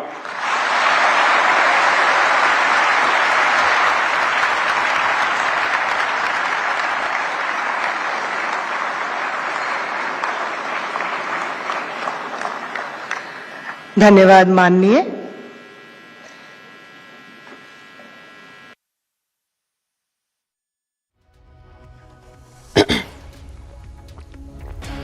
And that is a clear message by the Prime Minister as he was at the Diamond Jubilee celebrations of the CBI, where he puts out a direct message to all those who says that the centre misuses agencies and the agencies are working at the behest of their political masters. In that strong message, Prime Minister says that the agencies must continue with their good work, and in a strong message to the corrupt, he also says that no one is above the law, and this is a government that does not lack political will, and those who are found under the charges of corruption will not be spared.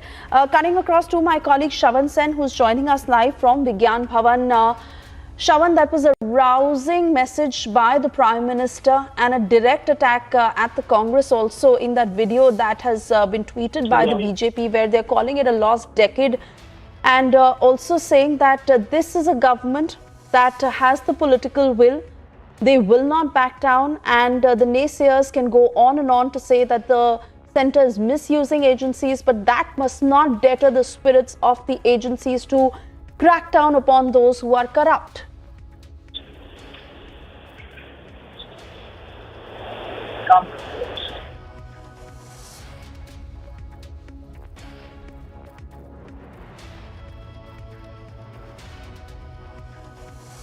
Shravan, if you can hear me, continue telling us as you're joining us from Vigyan Bhawan. And of course, you heard what the Prime Minister said, a message that goes out loud and clear, not just to the agencies of the country, but also to all those who are corrupt or facing charges of corruption, as the Prime Minister makes it very clear that the naysayers can go on to say whatever as they defend themselves and call it political vendetta, saying that the centre is misusing agencies.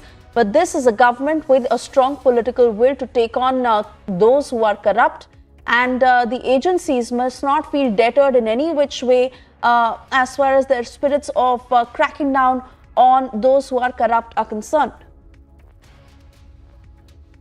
There are some big takeaways from the address that was made by the Prime Minister, the inauguration of the Diamond Jubilee celebrations of the Central Bureau of Investigation. Now, the first big takeaway is the fact that the Prime Minister has made it abundantly clear that the primary focus of this government is a massive crackdown on corruption.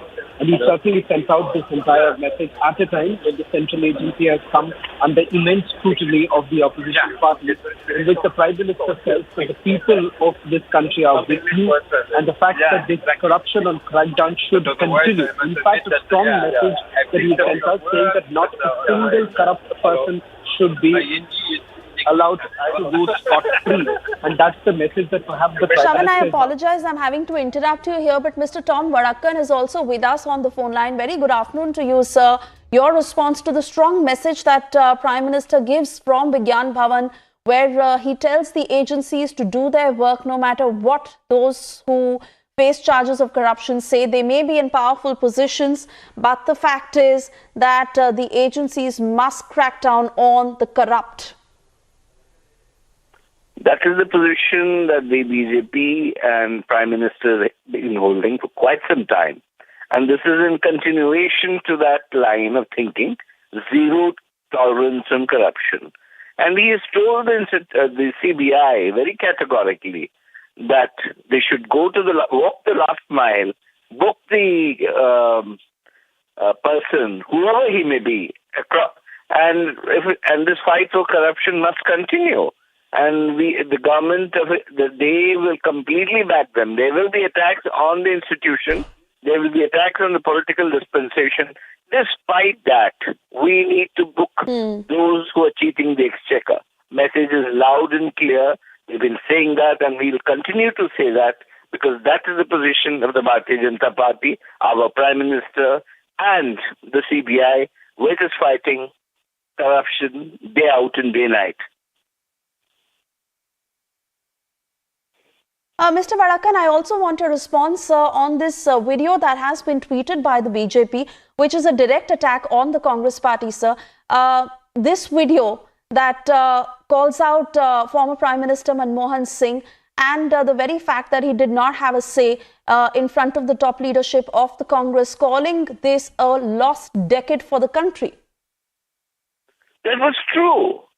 That was very true. There was a price for everything in that government. There was a price list in certain states where everything was designated that if you wanted this, you had to pay this kind of a price. There was a networking, there was an ecosystem that existed. There's no denial about that. And the fact of the matter, the alliance partners walked that extra mile to ensure that they led in corruption and they were supported, and the connivance was from the Congress party leaders. And the kind of situation that this country was leading to, our defense structure was not up to the mark. We were not doing any purchases because there was fear that these deals would expose them. But the reality is it still continued. And this would continue if they were coming in power again. This is the root cause of corruption. 60 years and counting. That is what they did to this country. They formed an institutionalized corruption is what I would call it. Yes, absolutely. And you make your point very clear, Mr. Tom Varakan. Thank you for speaking to Republic this afternoon. I'd also like to cut across to our senior executive editor, Abhishek Kapoor, who's joining us from the newsroom. Abhishek, at a time ahead of 2024, when we see the kind of politics pan out, especially the opposition going on to state time and again that any crackdown against them is political vendetta and the centre is misusing agencies. Here is a strong message going out from the Prime Minister to all the officials of the agencies, the CBI, as he says that do not deter or back down as far as cracking down against the corrupt is concerned, because this is a government that has the political will and that will totally support our agencies to go after those. They may be powerful, they may be in strong positions, and they may have manipulated the system for very many years. But this is a government that will go after the corrupt, and so is the free hand given to the agencies. Oh, you are absolutely right, Suesha. That's the key takeaway. In fact, the takeaway from Prime Minister's address when he was there at the CBI Diamond Jubilee event, and he said that there is political will, that the government wants to go after corruption, and these people might be powerful in many states. They are in power, and they might in turn with their ecosystem try to attack and tarnish the image of agencies and including the CBI. But then the officers should not be cowed down. They should not be disheartened because the government stands with them. He also mentioned, for example, that all these economic fugitives of law, from them, the government has recovered about 20,000 crore of rupees, which was corruption money based on the work of these agencies, including the CBI and the Enforcement Directorate, of course. Then he gave an example of how over the last few years, in fact, the last few years of the present government, 27 lakh crore rupees has been transferred directly to the poor through the DBT, which is direct benefits transfer mechanism. And otherwise, much of this money might have gone in corruption. So I think Prime Minister underscoring a couple of points. The most important, of course, the one that the government has the political will to make sure that those indulging in corruption are brought to book, and the agencies should not fear anyone. Absolutely. Abhishek, stay on with us. I'm being told that Shravan Sen is also joining us live from Vigyan Bhawan as he is witness to all that is happening as a part of this event, and that roaring message coming in from the Prime Minister, Shravan, where he makes it amply clear to all those who are targeting the centre and the ruling party at this point, alleging that the centre is misusing agencies.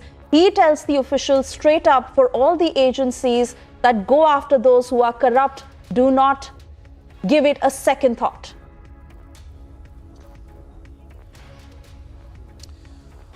Well, just to take it from where Abhishek actually left, a strong message being sent out by the Prime Minister. This at a time where the central agency has come under immense scrutiny by the opposition parties.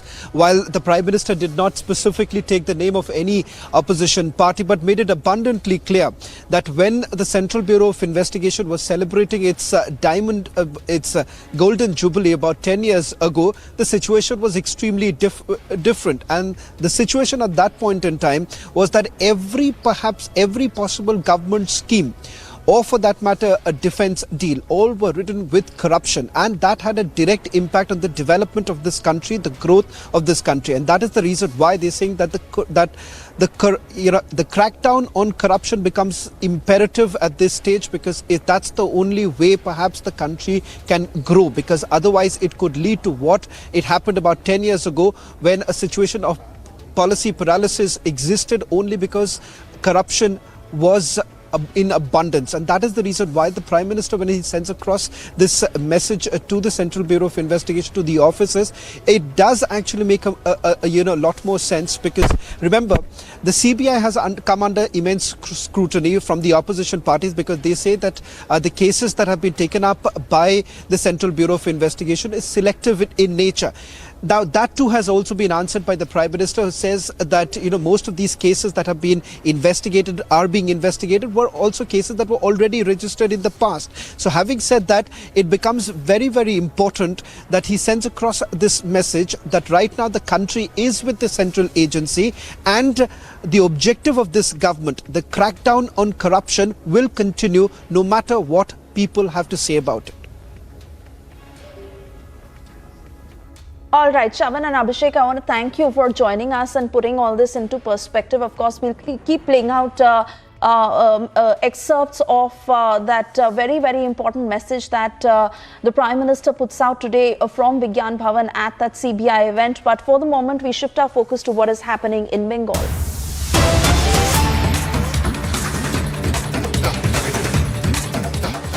And yes, these are live pictures that are coming in from the state of West Bengal, where high drama is unfolding. This is in Hooghly, where we are being told that Bengal BJP chief Sukanta Majumdar was stopped once again by the cops, where Section 144 has been imposed and internet services have been suspended after the violence at Ram Navami procession on Friday.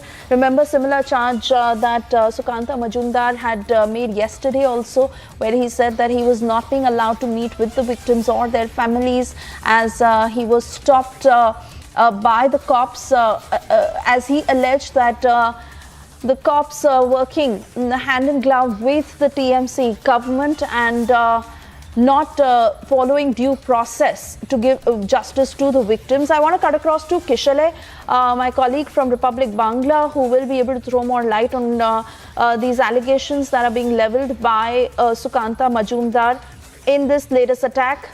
Also, before I cut across to Kishale, we have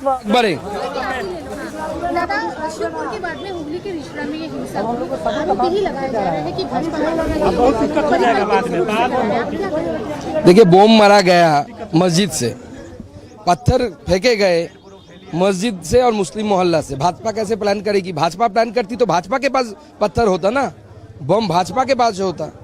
Bhajpa ने तो बम नहीं मारा, दिखाई दे रहा है कौन पत्थर मार रहा है। और पुलिस पर हमला हुआ, पुलिस पत्थर मार रही है, ये भी वीडियो है। मुसलमानों को क्यों मार रही थी पुलिस? क्योंकि पुलिस भी खुद आक्रांत हुई ना। बाद में क्या हुआ, पुलिस के पास फोन आया, कहां से? तृणमूल के नेताओं का फोन आया, तो भाग गई उधर से। स्थानीय लोगों का इस बार भी यही आरोप है कि पुलिस मुख्य दर्शक बनकर खड़ी रही और लोग हम पर पत्थर बरसाते रहे, हमारी दुकानें चला रही। पुलिस पूरी तरीके से प्लान फुलिए कर रही है, ऊपर की इंस्ट्रक्शन की वजह से कर रही है। यहाँ के सांसद, विधायक और कल रामनवमी के जुलूस से पहले अपरूपा बुद्धार का भी गाड़ी इधर दिखा गया। वो यहाँ पे क्या कर रहे हैं, उनके पतिदेव यहाँ पे क्या कर रहे थे, इसका भी इन्वेस्टिगेशन होना चाहिए। अभी आप क्या उस स्पॉट पर जाएंगे? हम हर जगह जाने की कोशिश करेंगे, जहां तक हम जा पाएंगे। हमारे कार्यकर्ता जहां पे आक्रांत हुए और जो इंजर्ड है उनसे मिलने की कोशिश करेंगे। इसके जांच के लिए आपने एक स्टेप किया होगा, कोई डिमांड? हम तो डिमांड कर चुके हैं ऑलरेडी। सेंट्रल फोर्सेस का डिप्लॉयमेंट होना चाहिए, इन्वेस्टिगेशन होना चाहिए सेंट्रल एजेंसी से, स्पेशली एनआईए से होना चाहिए। 144 लगा है, लोग डरे हुए हैं, ऐसा अभी और कितने दिन चलेगा? अभी भी बम चल रहे हैं 144 में। कौन सा 144 है? और यहाँ के सांसद है 144 में घूम रहे हैं, चेयरमैन घूम रहे हैं, तो उनके लिए 144 है नहीं क्या? साइड থেকে চলে যাও, যাও।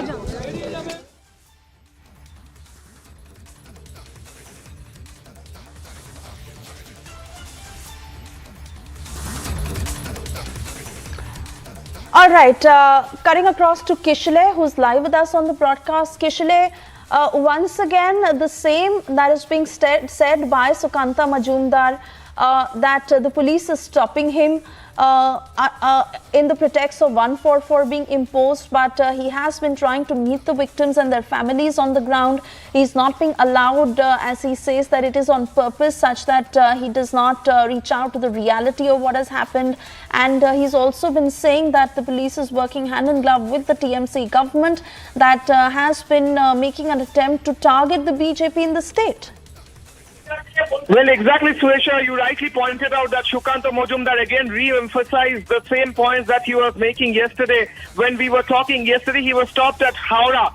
And now the fresh clash site where in Hooghly, we have reported since yesterday night there were clashes after the Ram Navami rally that was held by BJP, and now we can see Shukanta Majumdar was trying to enter that particular area of tension, but he was again stopped. This particular reaction that we just played, he spoke to the media just before entering that area. He specifically told the media that he will try to enter wherever it is possible. But we can see just before he tried to enter the proper clash site where yesterday the tensions happened, the clashes happened, which is in Rishra, Howrah. He's stopped by the police. We can see live visuals of police deployment. We can see live visuals of the barricades that have been placed just before that area. And now Shukanta Majumdar is still sitting in his car, and he has been stopped by the police department, and the police is clearly saying that he cannot enter that area because there is an imposition of Section 144. However, Shukanta Majumdar, state BJP president, has clearly pointed out that why TMC ministers and TMC MLAs and TMC leaders would be allowed to enter the same area where Shukanta Majumdar or other opposition parties are stopped. He named Kalyan Banerjee, who entered this area previously, TMC leader and MLA Kalyan Banerjee, who entered this area previously. And later on, when Shukanta Majumdar tried to enter, or Shubhendu Adhikari as well, previously a while back, both of them were stopped. They went to meet Bonkin. They went to meet a TMC BJP MLA as well, who is injured and right now in the hospital. He clearly spoke about how the police have been involved in the whole conspiracy. That's what Shukanta Majumdar is saying. That's what Shubhendu Adhikari is saying. That the police is hand in glove with the TMC government, and they are trying to make this conspiracy against the opposition and also against any kind of rallies that were held yesterday and day before yesterday for Ram Navami. And right now we can see that how the BJP workers and supporters, they are just in front of the barricade waiting to enter that particular area of violence which happened yesterday night, and Shukanta Majumdar is still in the car waiting. Yes, Kishore, I'm sorry I'm interrupting you here, but if you could just stay on with us, because we also have Priyanka Tibrewal of West Bengal BJP with us on the phone line. Priyanka, give us a sense of what is happening there, as we understand that Shukanta is trying to penetrate further and cross the barricades to really meet with the people, but he's claiming that the police is pressurizing them and not allowing them to move forward. You tell me that these Hindus and our people who are there in the procession, they were attacked so badly. Thereafter, is it wrong to go and visit them? Is it wrong to go and tell them that we are there with you? We are there to support you. We are there to protect you. But they are stopping us. A vindictive chief minister, she says, and she clearly mentioned that the procession should not go to the Muslim areas. Please avoid passing from the Muslim areas. Now, what does that mean? Saying in India, in a democracy, nowhere in the constitution is it mentioned that, these areas should be Islamic areas or Muslim areas or Hindu areas. How dare a chief minister say that? It's a clear indication that this rift has been created by the sitting chief minister of West Bengal, which is Mamata Banerjee. She is trying to create this rift between Hindu and Muslims just for her vote bank rajniti, vote bank politics. This hatred is penetrated deep now because the reason behind this is Mamata Banerjee. But these are very serious allegations coming in from the BJP, and quite an escalation we see on that front, where they're stating that there is video proof of how the cops are also very much a part of it. There was stone pelting and that too in front of the police, and they chose not to do anything. And every attempt is being made to stop and block the BJP. this vindictive chief minister did not ask police to take any action. She was enjoying her fate when these people were, attacked, when stones were pelted on the 70% Hindus of West Bengal, because she doesn't care for the Hindus. She doesn't care for the Bengali Hindus. Her only support is towards the 30% minority. Half of them are Bangladeshis who give her votes. She only cares for them. And I'm telling you very, very specifically, in very clear statements, I am not trying to wrap up my words. In very clear words, I'm telling you that she only cares for the minority who vote for her. And now all the more because after the by-elections of Sagar Dighi, she has seen that the Muslims did not vote for Trinamool. So in all her way out, she's going to show them her support. And she doesn't care if Hindus are killed in this. All right. All right, Priyanka Tibrewal there making her point very clear as the face-off between the BJP and TMC continuing in the state of West Bengal, and BJP also stating that the police is working at the behest of the TMC. We leave it at that. We have to slip into a very short commercial break, but we'll be back on the other side to get the very latest from West Bengal.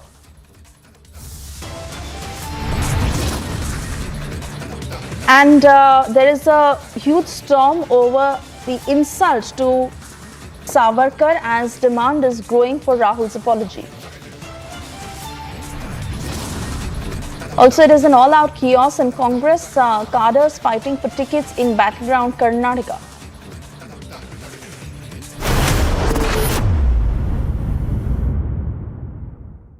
$11,000 placements last year. At Amity, we are committed to nurturing passionate, hardworking and proactive professionals. Troubled with the words that they've used, Mr. Something. Are you troubled with the words?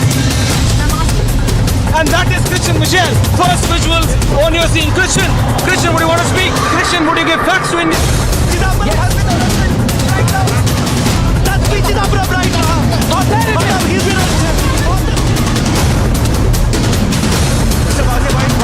Because it was a case, I believe, that was closed by the police itself. They're trying to stop us.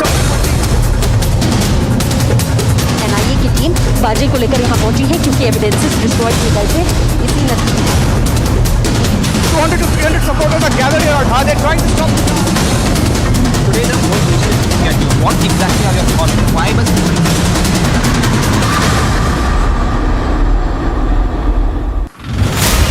Ramnavami जुलूस में उपद्रव के बाद नालंदा जिले में अभी भी स्थिति तनावपूर्ण बनी हुई है। हमारे साथ ये देखिए ये महिला बटालियन है जो कि मार्च कर रही है। बिल्कुल कर्फ्यू सा नजारा है। देख सकते हैं कि आसपास के जो दुकान हैं सभी बंद हैं। स्थिति जो है तनावपूर्ण बनी हुई है। एक युवक के मौत के बाद 2 लोग जख्मी हुए हैं। 62 लोगों की गिरफ्तारी हो चुकी है। धारा 144 पूरे नालंदा जिले में लगा हुआ है। The BJP Shiv Sena Savarkar Gaurav Yatra has already been commenced, and we can see the Chief Minister of Maharashtra Eknath Shinde, who has been present in the same yatra, and this is against the statement of Rahul Gandhi. We remember in the last press conference where Rahul Gandhi has stated that he is Gandhi and not Savarkar, and Gandhi never apologized. Right after which we saw there was a press conference that was called in by Chief Minister Eknath Shinde and Deputy Chief. Ramnavami जुलूस में उपद्रव के बाद नालंदा जिले में अभी भी स्थिति तनावपूर्ण बनी हुई है। हमारे साथ ये देखिए ये महिला बटालियन है जो कि मार्च कर रही है। बिल्कुल कर्फ्यू सा नजारा है। देख सकते हैं कि आसपास के जो दुकान हैं सभी बंद हैं। स्थिति जो है तनावपूर्ण बनी हुई है। एक युवक के मौत के बाद 2 लोग जख्मी हुए हैं। 62 लोगों की गिरफ्तारी हो चुकी है। धारा 144 पूरे नालंदा जिले में लगा हुआ है।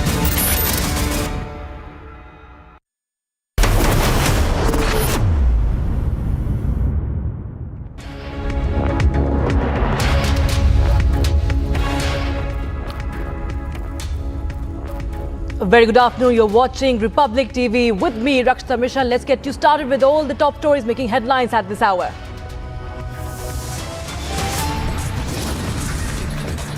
Prime Minister hits out at the opposition, says dynasty and corruption goes hand in hand.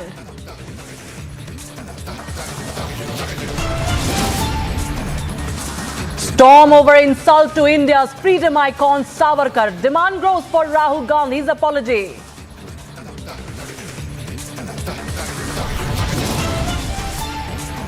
Even ally NCP dumps the Congress over Savarkar insult. CPI now comes to support.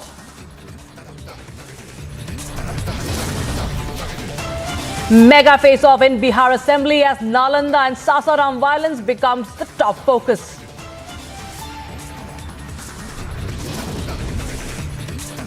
Fresh violence in West Bengal's Hooghly, Section 144 in force, internet services suspended.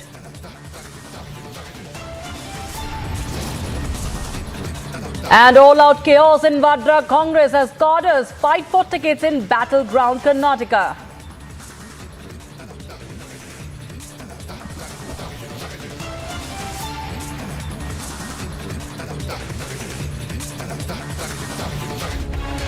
All right, waging a war on corruption, Prime Minister Modi has now sent out a clear message saying that previous governments have allowed the corrupt to thrive, further adding that dynasty and corruption goes hand in hand.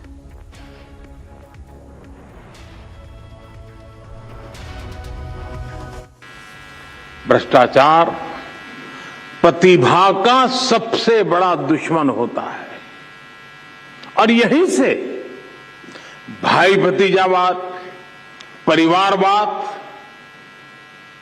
पनपता रहता है और अपना शिकंजा मजबूत करता रहता है।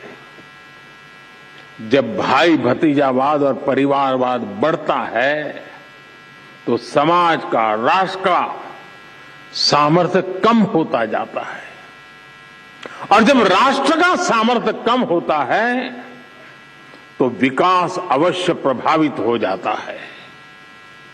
दुर्भाग्य से गुलामी के कालखंड से करप्शन की एक लेगेसी हमें मिली है, लेकिन दुख इस बात का है कि आजादी के बाद के अनेकों दशकों तक इस लेगेसी को हटाने के बजाय किसी न किसी रूप में कुछ लोग उसको सशक्त करते गए।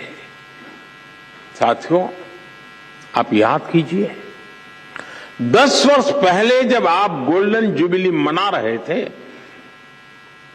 तब देश में क्या स्थिति थी? तब की सरकार के हर फैसले, हर प्रोजेक्ट सवालों के घेरे में थे। करप्शन के हर केस में पहले के केस से बड़ा होने की होड़ लगी हुई थी। तूने इतना किया तो मैं इतना करके दिखाऊंगा। आज देश में इकोनॉमी की साइज के लिए लाख करोड़ यानी ट्रिलियन डॉलर की चर्चा होती है, लेकिन तब घोटालों की साइज के लिए लाख करोड़ की टर्म मशहूर हुई थी। इतने बड़े बड़े घोटाले हुए, लेकिन आरोपी निश्चिंत थे। उन्हें पता था कि तब का सिस्टम उनके साथ खड़ा है और इसका असर क्या हुआ? देश का व्यवस्था पर भरोसा टूट रहा था। पूरे देश में करप्शन के खिलाफ आक्रोश लगातार बढ़ रहा था। इससे पूरा तंत्र छिन्न भिन्न होने लगा। लोग फैसला लेने से बचने लगे। पॉलिसी पैरालिसिस का माहौल बन गया। इसने देश का विकास ठप कर दिया।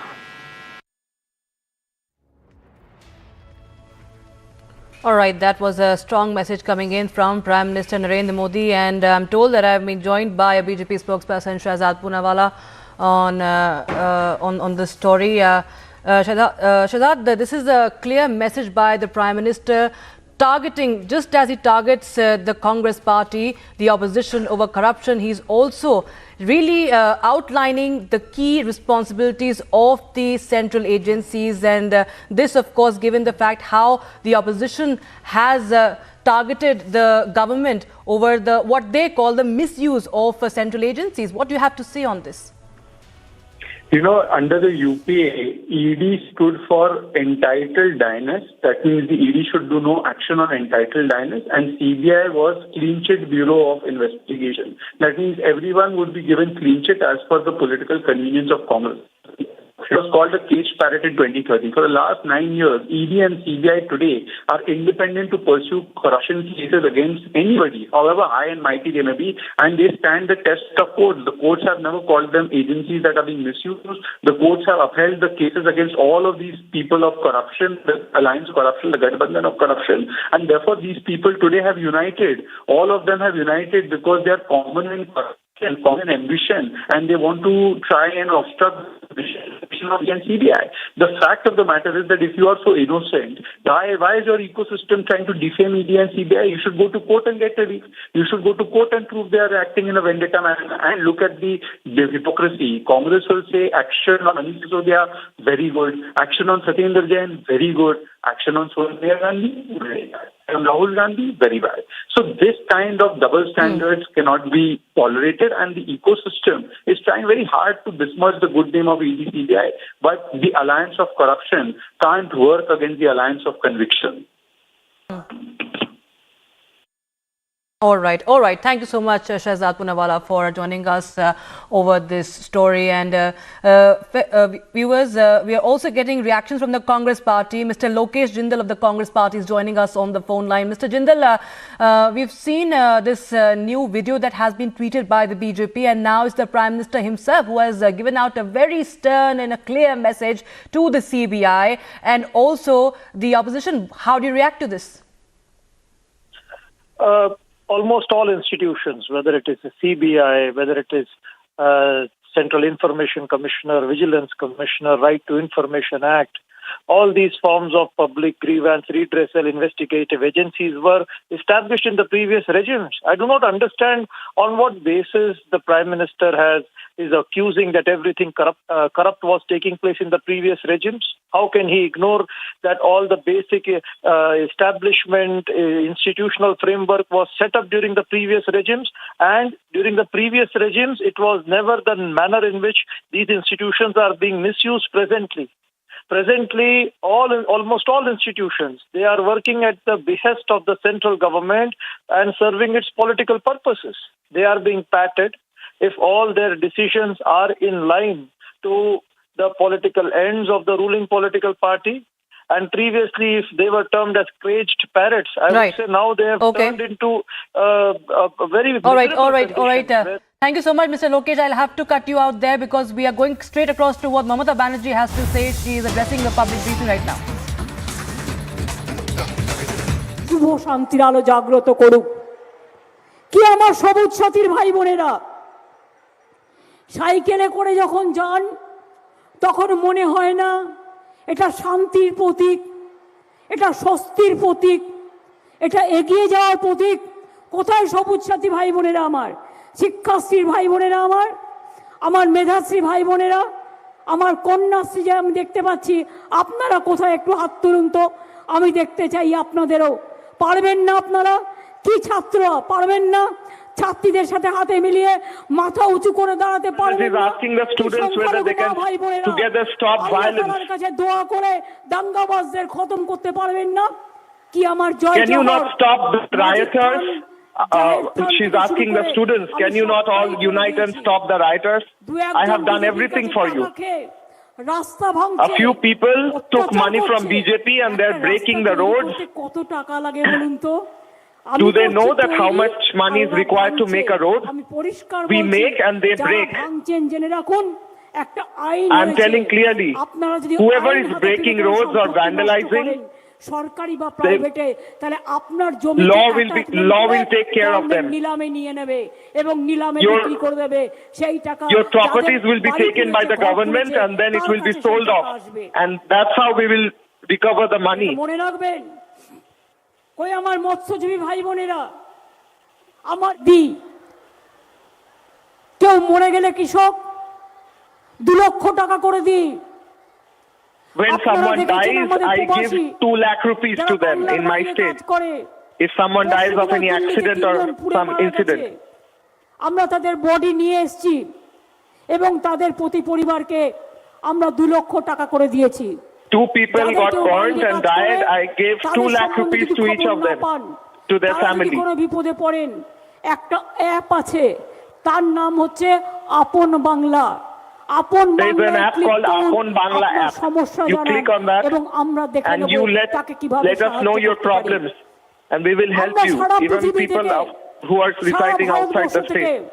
সারা বাংলা থেকে শুরু করে আমরা Throughout India and Bengal. শুরু করে আমার বাউল থেকে শুরু করে আমার ধামসা মাদল থেকে শুরু করে আমার ঢোল থেকে শুরু করে আমার কীর্তনিয়া থেকে শুরু করে আমি ছাত্রদেরকে বলছি ভয় পাওয়ার কোনো কারণ নেই হলদিয়া মিলিয়ে লক্ষ লক্ষ ছেলে মেয়ের কাজ এখানে হবে এদিকে তাজপুরে হবে দীঘাতে আজকে ট্যুরিজম কি হয়ে গেছে and we will stop any violence tourism park হচ্ছে and we have made so many projects like ecotourism park দীঘাতেও হচ্ছে কোলাঘাটাও হচ্ছে তমলুকু হচ্ছে হলদিয়া Kolaghat all these areas we are making developmental projects এগুলাতেও হচ্ছে চিন্তা করবার কোনো কারণ নেই দিদি you don't have to worry you trust your didi trust your didi she's talking about herself আপনারা আমাকে ভালোবাসেন do you love me আপনাদের দোয়া আছে আমার উপর একটু জোরে your blessings are with me can you say loudly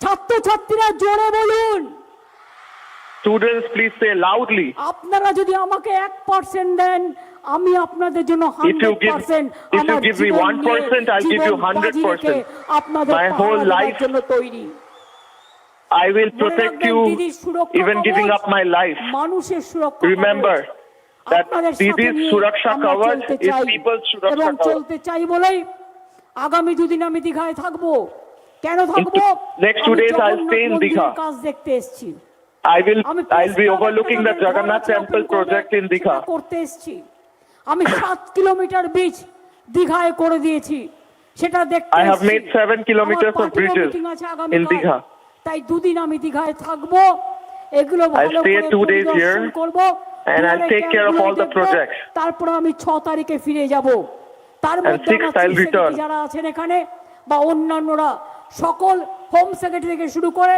DG থেকে শুরু করে এডিজি থেকে শুরু করে DG and everyone present here ADG SP থেকে শুরু করে DM থেকে শুরু করে সবাই DM and everyone who are present I'll tell everyone use আমার the volunteers যারা গ্রিন পুলিশ তাদের কাজে লাগান use the civic volunteers and green police আগে আমাদের সাথে কাজ করতে তাদের কাজে লাগান even use the tribal youth civic police ভাই বোনেরাও জেনে রেখো আগামী তোমাদের আস্তে আস্তে I'll tell the civic police in future you will get a lot of responsibilities I have made quota for you you will become constables আর আগে নিয়ম ছিল না সিভিক পুলিশের কেউ মারা গেলে তার পরিবার চাকরি পাবে সেটাও আমরা করে দিয়েছি এটা previously the family members of a civic police didn't get any job if the civic police died but now we changed the law মানুষের সরকার সবার জন্য the government of মা মাটি মানুষ কন্যাশ্রীর দরকার we need কন্যাশ্রী সরকার শিক্ষাশ্রীর দরকার মানুষ we need Shikshashree project she's talking about all her developmental projects credit কার্ডের সংসার লক্ষ্মী ভান্ডারের দরকার মা লক্ষ্মী ভান্ডার এবং আমাদের টুরু থেকে শুরু করে Lakshmi Bhandar is our project where she provides money to the women দাঁড়াবার জন্য সরকার মায়েদের মুখ দেখলে আমার মনে হয় ওই তো আমার মা লক্ষ্মীরা আসছে if I see the woman I feel that Lakshmi Devi is present আসছে ওই তো আমার মুরমুরা আসছে ওই তো আমার আদিবাসীরা আসছে ওই তো all the Adivasis Tudus and Murmus when I see them I become happy I love all of them আপনারা যে ফসল ফলান আমরা সেটা কিনে নিই আমরা কিনে নেব the farmers whatever you produce we buy from the government মনে রাখবেন we buy your potatoes we buy all the crop that you produce কেন্দ্রীয় সরকার you don't have to worry when my government is here কেউ কেউ কালকে লিখেছে ওই জন্য ওই টাকা দিয়েছে ওটা নয় ওটা আলাদা এখন জিএসটি একটাই ট্যাক্স দিল্লি তুলে নিয়ে যায় বাংলা থেকে আপনি sari the central government is taking away all the money from here in the form of GST রেস্টুরেন্টে খেতে গেলেও জিএসটি ট্যাক্স নেয় even when we go to eat in restaurants we have to pay GST but we are not getting back the money from Delhi আমাদের প্রাপ্য আমরা যাতে পেতে পারি সেটা জিএসটি তে বলা আছে কিন্তু এরা সব বন্ধ করে দিয়েছে the central government has stopped all the money that I could use for projects 100 দিনের গরিব মানুষ কাজ করেছে। Even the 100 days work, they have stopped the money. বেঈমান, লুটেরা, দাঙ্গাবাজ, They are looterers, they are dacoits, they are rioters. The central government, BJP government are rioters. বাড়ি তৈরি করে, জমির ধান কাটে, মেয়েরা মাথায় poor people, মাথায় করে they make houses, they produce crops, the women make houses in 100 days work and they have stopped their money. বাংলার বাড়ি তার টাকাও বন্ধ করে দিয়েছে। We had a project called Banglar Bari, Bangla's house, they even stopped that money. এই যে 12,000 kilometre রাস্তা করছি, এই টাকাটা মনে রাখবেন, আমাদের টাকা, দিল্লির টাকা। The 12,000 kilometer road project that we are making, this is our money, they are not providing any money. এটা রাজ্য সরকারের টাকা, রাজ্য সরকার। This is the state government's money, not the Delhi government's money. আপনাদের মিথ্যে বোঝানো হচ্ছে। They are lying to you all, the central government. যারা 100 দিনের কাজ করতেন তারা কাজ করবে। তাহলে দিল্লি তুমি আমাকে ভাতে মারার চেষ্টা করলো, আমি তোমায় মারতে দেব না। If Delhi government, you try to stop our food, then I will not let you alone.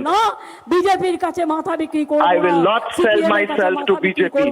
এটা জেনে রেখো। I will not sell myself to CPIM. বাংলার বাড়ি 2024 ওদের ইলেকশন আছে। 2024 there are elections.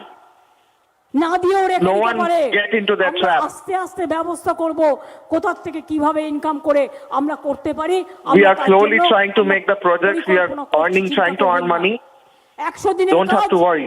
ইতিমধ্যেই আমরা প্রায় 40 লক্ষ জব কার্ড হোল্ডারদের আমরা কাজ In 100 days work, we have provided money to about 40 lakh job card holders. আমরা 5 বছর পর পর 100 দিনের কাজে, রাস্তার কাজে We have been the number one state in 100 days work for a long time. And they have stopped our money because we are not doing BJP. ওরা audit দেয়নি, ওরা ঠিকমতো করেনি, চুরি করেছে, তাই দিচ্ছে। And they are saying that we didn't work properly. I am challenging them. রাজ্যের কাছে পেন্ডিং নেই, কোনো কিছু রাজ্যের বিরুদ্ধে No work is pending here in West Bengal. 160টা সেন্ট্রাল টিম পাঠিয়েছে বাংলায়। They have sent 160 central teams in Bengal. They have stayed in 5-star hotels, eaten, and then caused riots. বাড়ি ফিরে গেছে। And they have done meetings and then went home. 100 দিনের টাকা কোথায় আগে দাও? Where is the 100 days money? Give me the money. And then we come for making riots in Bengal. First give us the money, then come for us. কৈফিয়ত দাও, কেন রাস্তা করে দাওনি? রাজ্য সরকার তো করছে। Answer me, why didn't you make the roads? The state government is making. লক্ষ্মীর ভান্ডার আমাদের টাকা দিয়ে আমরা করি, তপশিলি বন্ধু আমাদের টাকা দিয়ে করি, আমরা doing our projects on our own money like Lakshmi Bhandar. Medhashree আমাদের টাকা দিয়ে করি, সংখ্যালঘু Medhasri we are doing Kanyashree আমাদের with our own money. Konyasri we are doing with our own money. Yuvashree থেকে শুরু করে Shikhasri, Jubosri, all her projects. She is naming all her projects and she is saying that she did all these with her own money. কৃষক বন্ধু থেকে শুরু করে কাজেই I helped the poor farmers with my own money. আপনারাও করবেন, 1 year we will be struggling. You also struggle, I will also struggle. But I will not stop your food. I will not stop your clothes. আমি আপনাদের I'll not stop your education. করব না, আমি credit card বন্ধ করব না, আমি I won't খাবারের stop জল your বন্ধ credit card. করব না, আমি রাস্তা তৈরি করা বন্ধ করব না। 100 দিনের I will not কাজও stop যাতে making 50 roads. অন্তত বাংলার Even the 100 days work, I will not stop. এটা মনে রাখবেন, সবার জন্য করব, কিন্তু I'll do for everyone. নির্বাচনে আর 2024-এ মনে রাখবেন এই দাঙ্গাবাজরা যারা ঘর Panchayat election and 2024 elections, don't give your votes to the rioters. Don't give your vote to the ones who are burning your houses. বাড়ি ভাঙতে যায়, We make roads, they break roads. We make houses, they break houses. নাচ করছে, এদের আপনারা সমর্থন করবেন? এটা You বাংলার will support these people who are doing the riots. এটা পৃথিবীর সংস্কৃতি, এটা বিশ্ব সংস্কৃতি। This is the culture of Bengal and the world, what they are doing.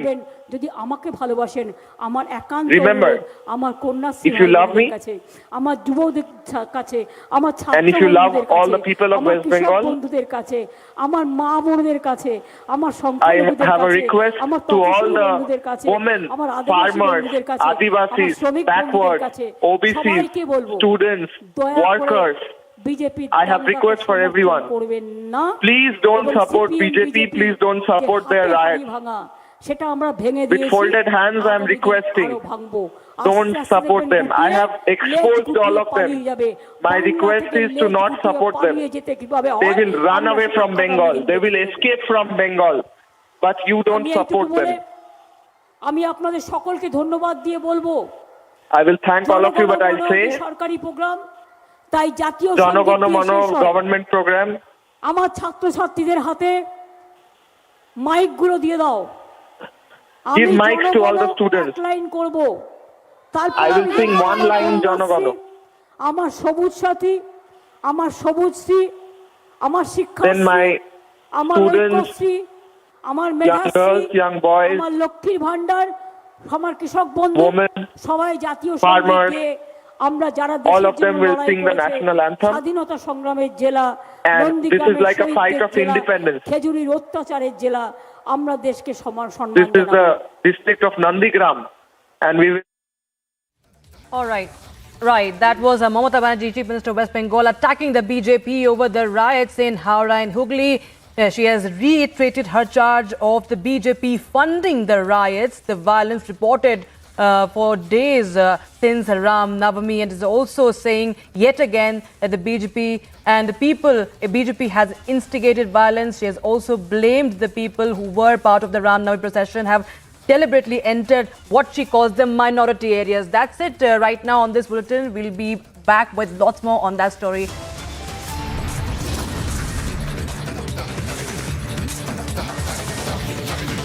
Mega face-off in Bihar Assembly as Nalanda and Sasaram violence becomes the top focus.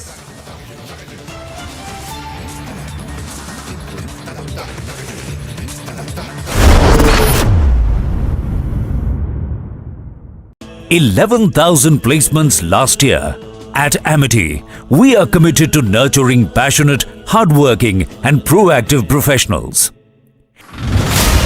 Ramnavami जुलूस में उपद्रव के बाद नालंदा जिले में अभी भी स्थिति तनावपूर्ण बनी हुई है। हमारे साथ ये देखिए ये महिला बटालियन है जो कि मार्च कर रही है। बिल्कुल कर्फ्यू सा नजारा है। देख सकते हैं कि आसपास के जो दुकान हैं सभी बंद हैं। स्थिति जो है तनावपूर्ण बनी हुई है। एक युवक के मौत के बाद 2 लोग जख्मी हुए हैं। 62 लोग की गिरफ्तारी हो चुकी है। धारा 144 पूरे नालंदा जिले में लगा हुआ है।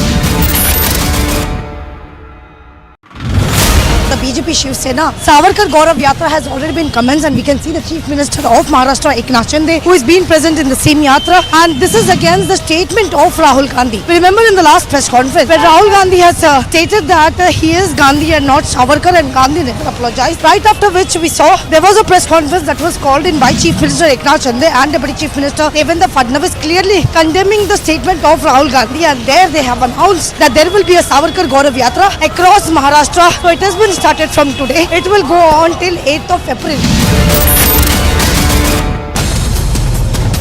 Troubled with the words that they've used, Mr. Something. Are you troubled with the words? I'm asking. And that is Christian Michel. First visuals on your scene. Christian, would you want to speak? Christian, would you give facts to India? Chidambaram has been arrested right now. That's me, Chidambaram, right now. He's been arrested.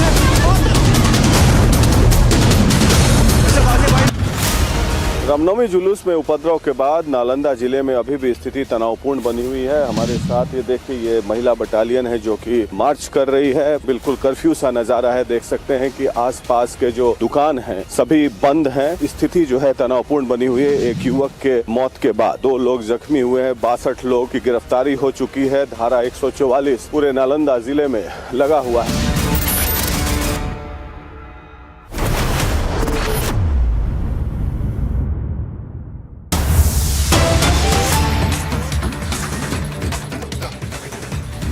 All right, we're getting in some breaking news from West Bengal. We are in fact getting visuals from Bengal's Siliguri, where a suspected crude bomb has been found in Siliguri's Kavahari area. The bomb squad is at the spot. The officials are trying to defuse the bomb. They're preparing to defuse the bomb, but those are the latest fresh visuals coming in from Siliguri. A suspected crude bomb has been found in West Bengal, Siliguri, and what we are learning as of now is that officials. The bomb squad is at the location. Bomb squad is at the location in Siliguri, and they are preparing to defuse the bomb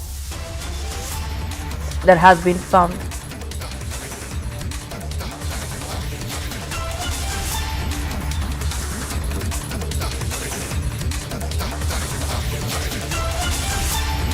Security forces have foiled a Pakistani attempt of pushing weapons into the Indian territory. This time in the Vijaypur area of the Samba district, Pakistani drone tried to drop a consignment, the information of which was picked up by the Samba police, and soon the senior officials along with the bomb disposal squad reached the spot.